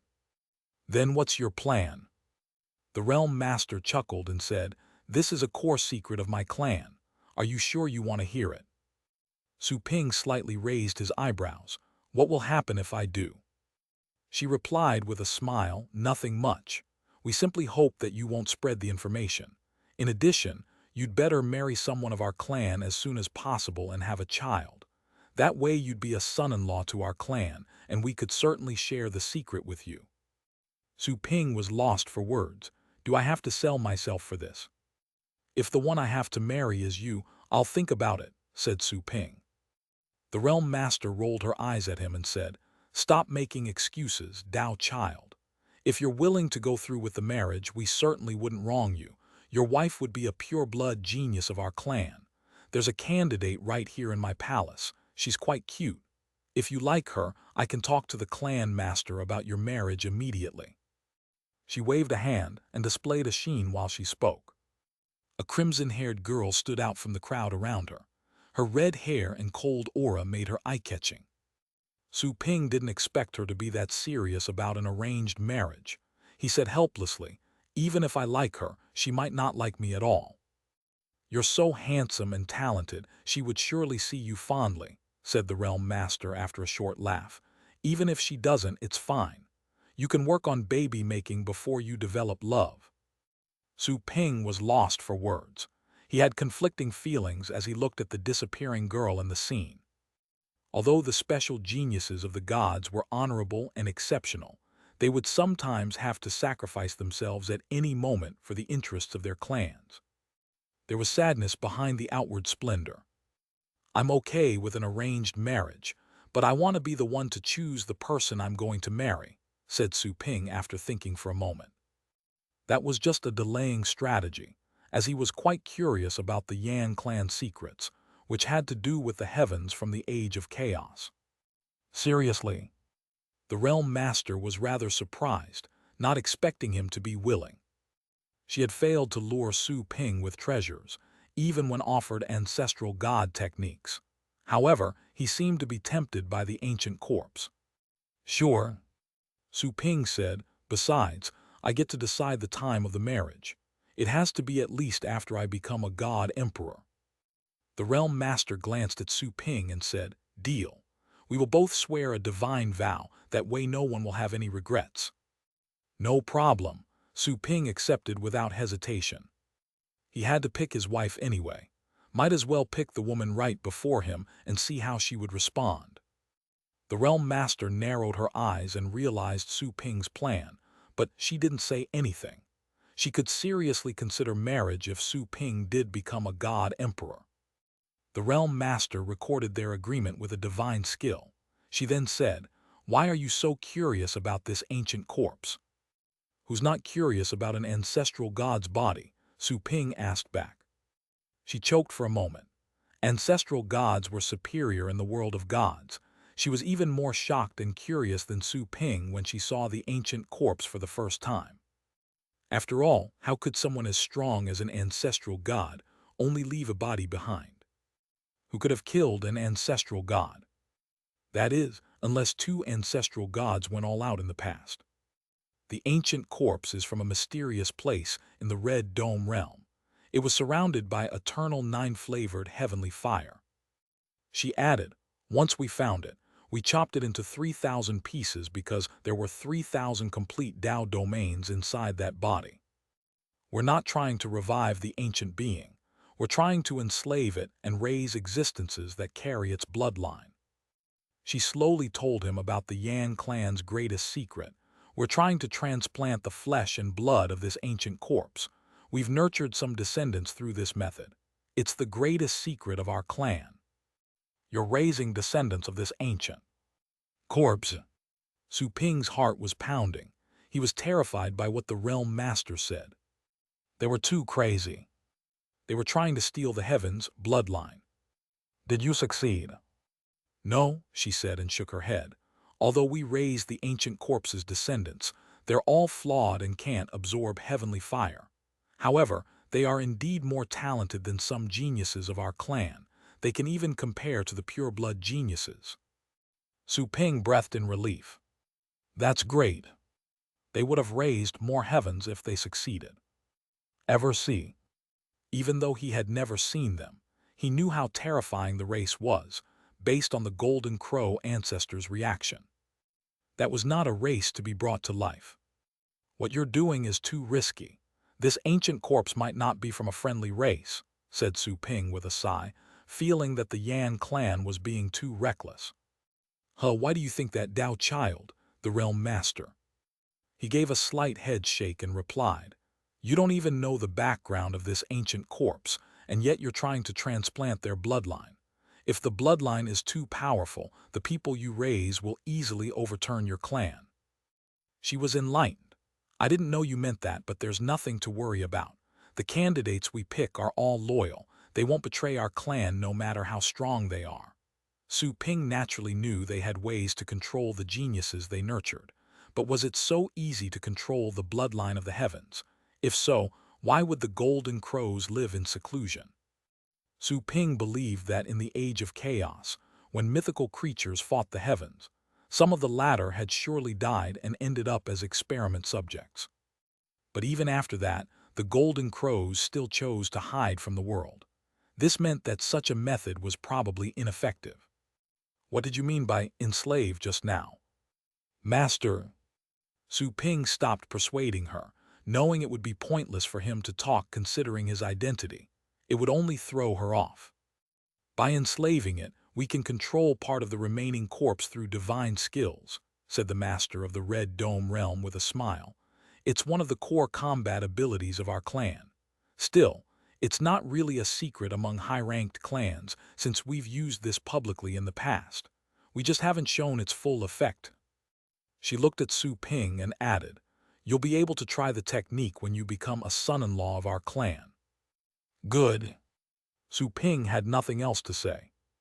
"You know something about the ancient corpse, right?" asked the realm master curiously.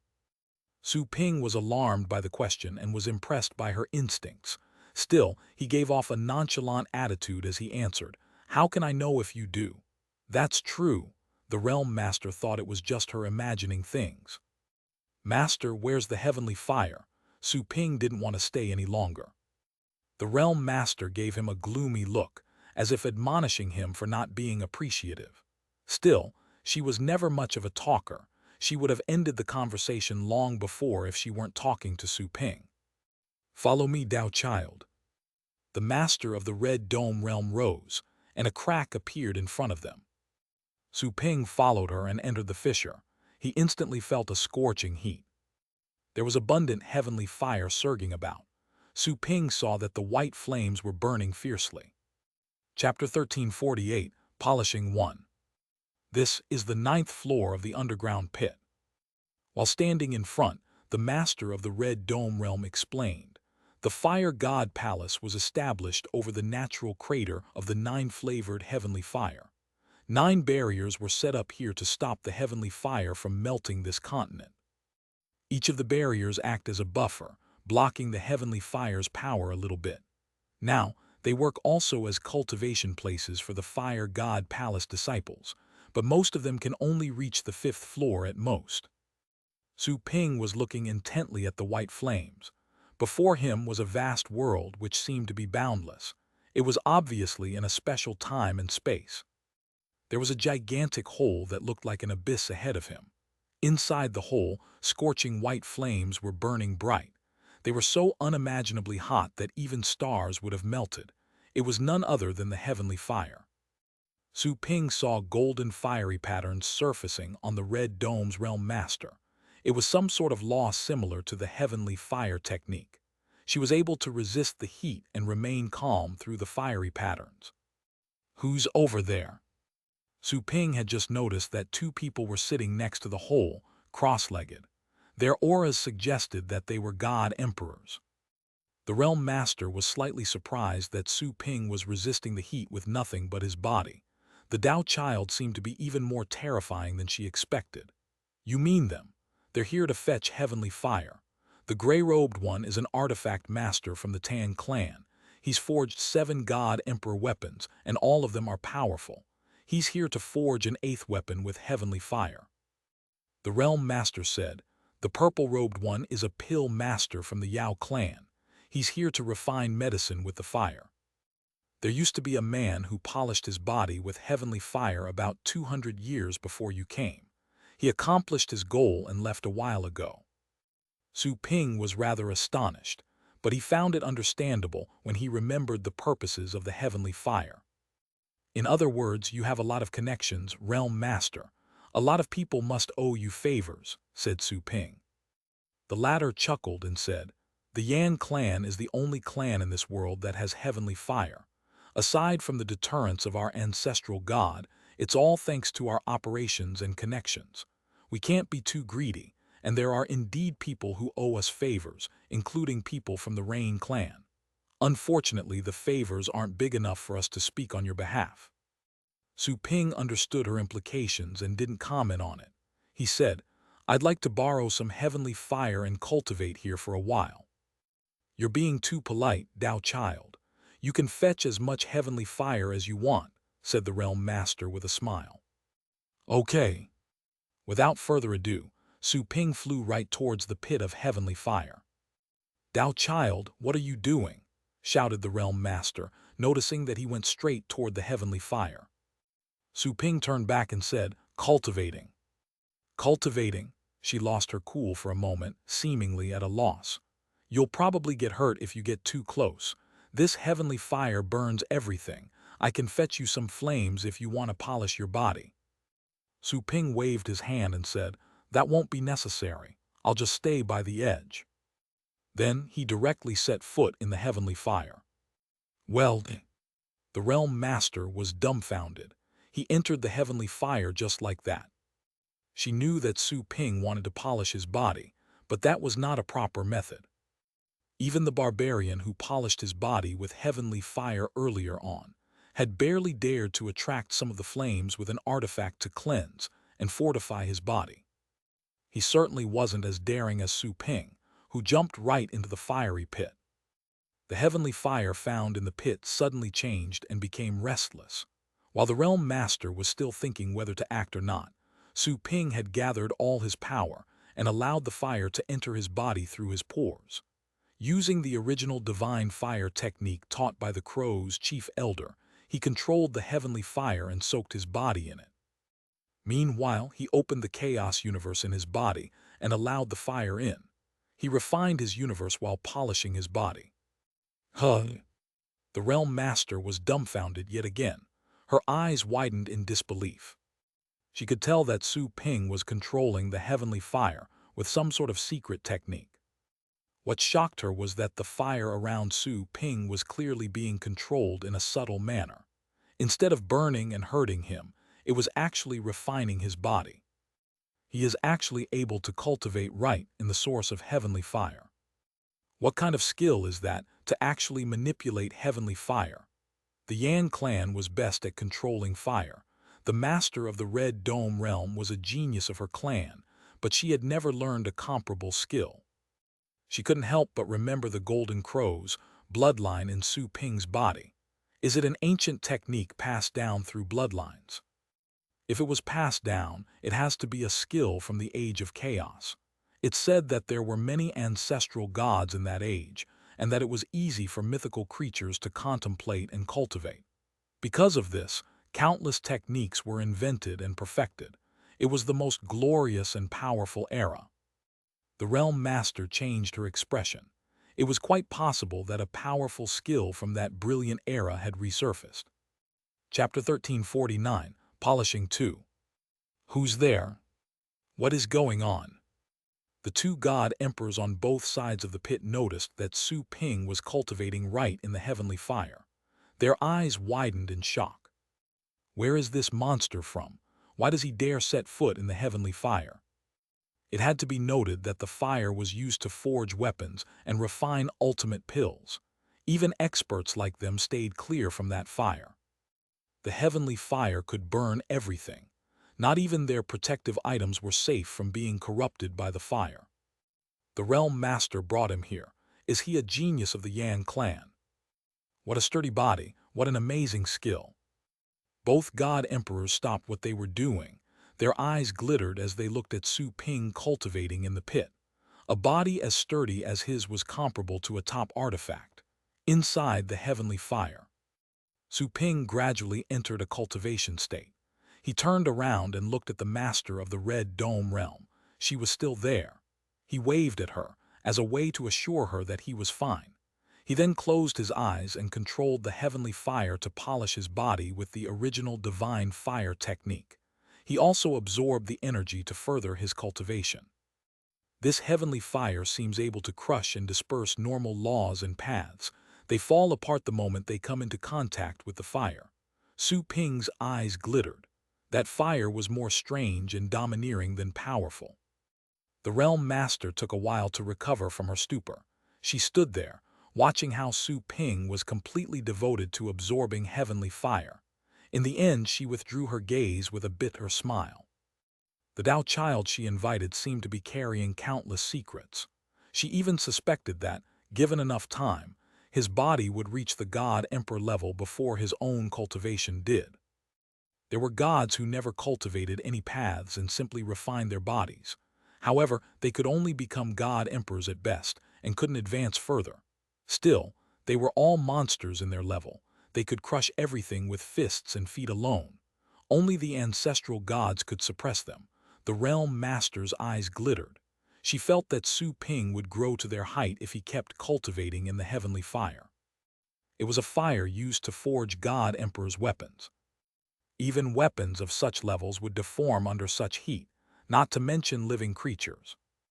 Once Su Ping's training was completed, his body would become sturdier than an artifact, and he would be able to crush anyone at his level.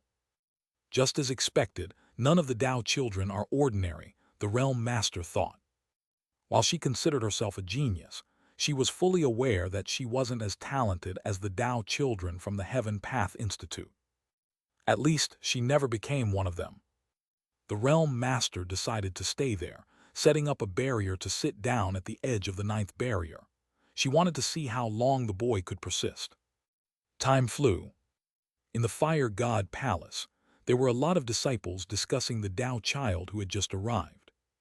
They had managed to gather a lot of rumors about the Tao child. Some were exaggerations, while others were downright false.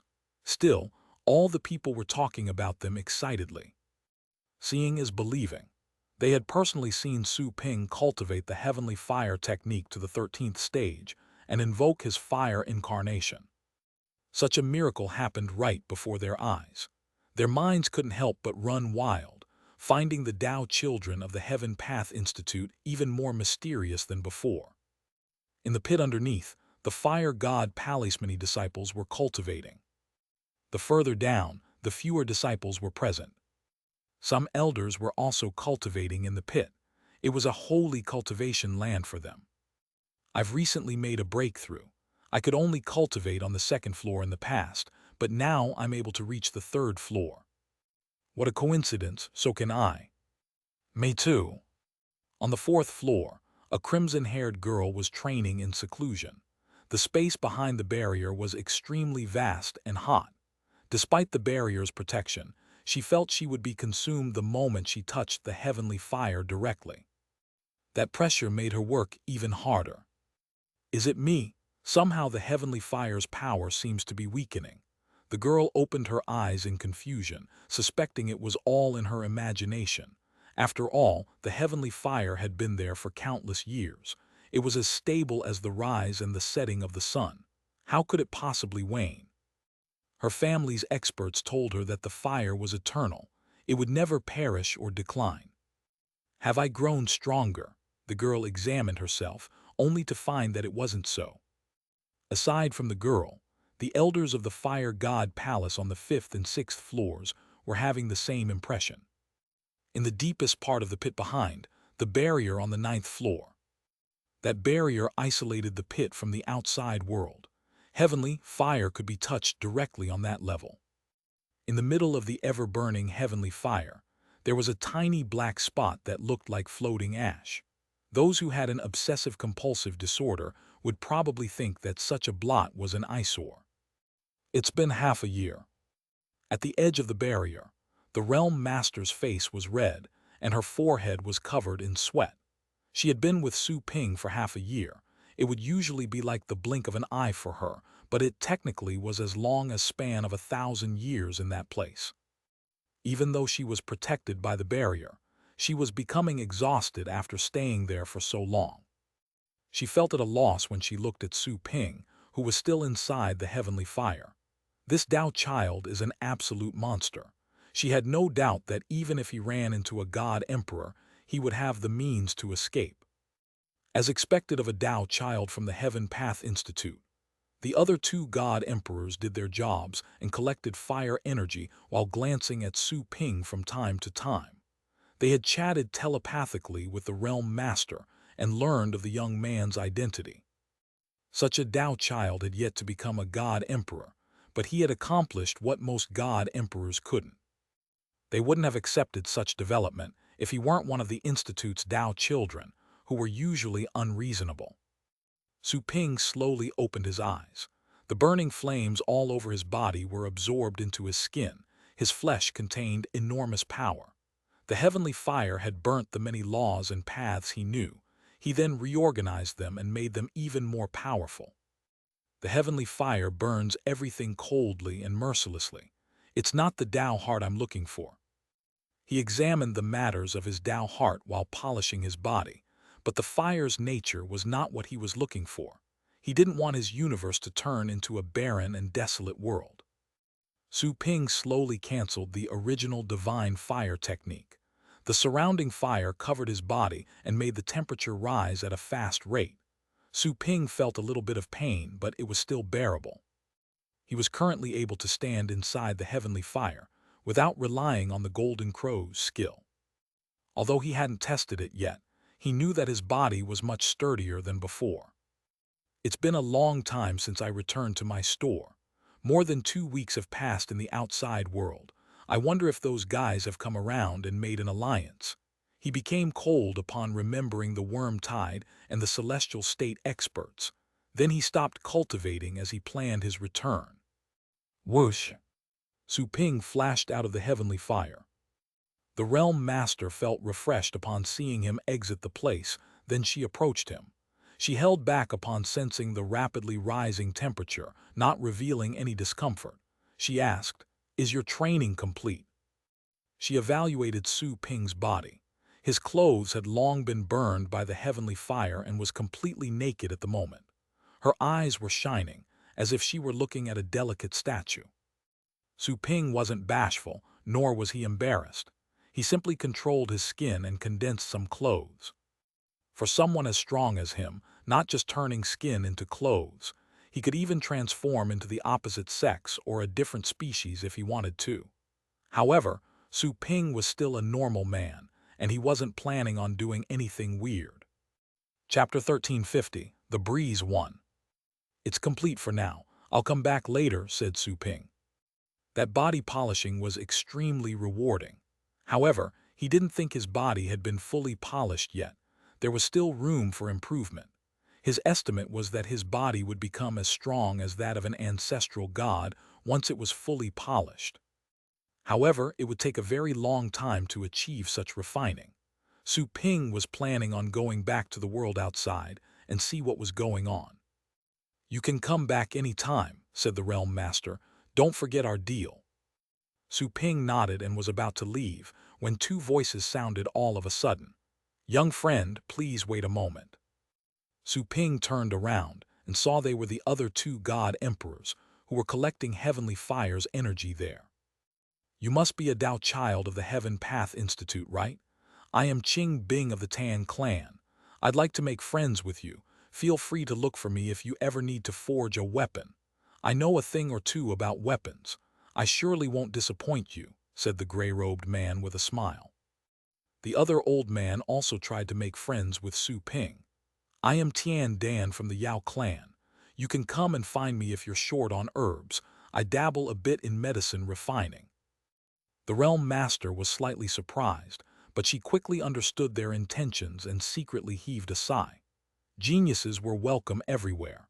Others would probably never get a chance to receive their help even if they asked. However, those two were actually fighting to befriend the young man. It was clear that they had noticed his terrifying potential.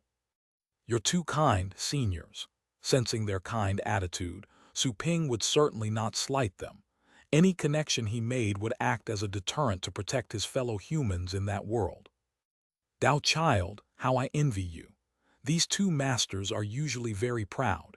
It would have been impossible to request weapons or pills if I hadn't lent them the heavenly fire, said the realm master, subtly pointing out that their identities were special. She didn't mind him making friends with those two seniors. After all, Su Ping was a member of the Yan clan in a sense. The stronger his connections, the better. You're making fun of us, master. The two old men smiled helplessly but didn't deny the fact. They wouldn't have accepted the realm master's every request if not for the access to the heavenly fire, unless she had paid a good price. You polished your body with heavenly fire. Your body must be as sturdy as that of a god emperor, if not better. I will refine a chaos world pill and a mythical Tao body pill for you if you enter the fire and fetch me a piece of divine fire crystal, said Tian Dan. Hey! Qing Bing from the Tan clan was quite surprised by such a request. The realm master narrowed her eyes and said in a daze, Master Tian Dan, how generous of you. Both are rare pills. You said before that you were short of materials when I asked for some. I've just found all the necessary materials. Tian Dan stared at Su Ping with a normal expression. I'm sure you haven't taken these two pills yet. They will surely help you rise to new heights. Based on her reaction, Su Ping knew it had to be some marvelous medicine. He said with a different expression, What are divine fire crystals? Master Tian Dan was clearly delighted, given that Su Ping's interest was piqued. He quickly replied, Divine fire crystals are the essence of the nine-flavored heavenly fire, which contains the most abundant fire. It's the best fire you can use to refine unparalleled medicine. If you want to fetch some, you must go to the deepest part of the heavenly fire. While speaking, he glanced at Su Ping and said, If you think it's too hard, I can wait until you can resist entering deep into the fire." The realm master slightly raised her eyebrows. She casually said, "What kind of medicine are you trying to refine? Does it require such divine crystals? Normal heavenly fire can't satisfy you anymore.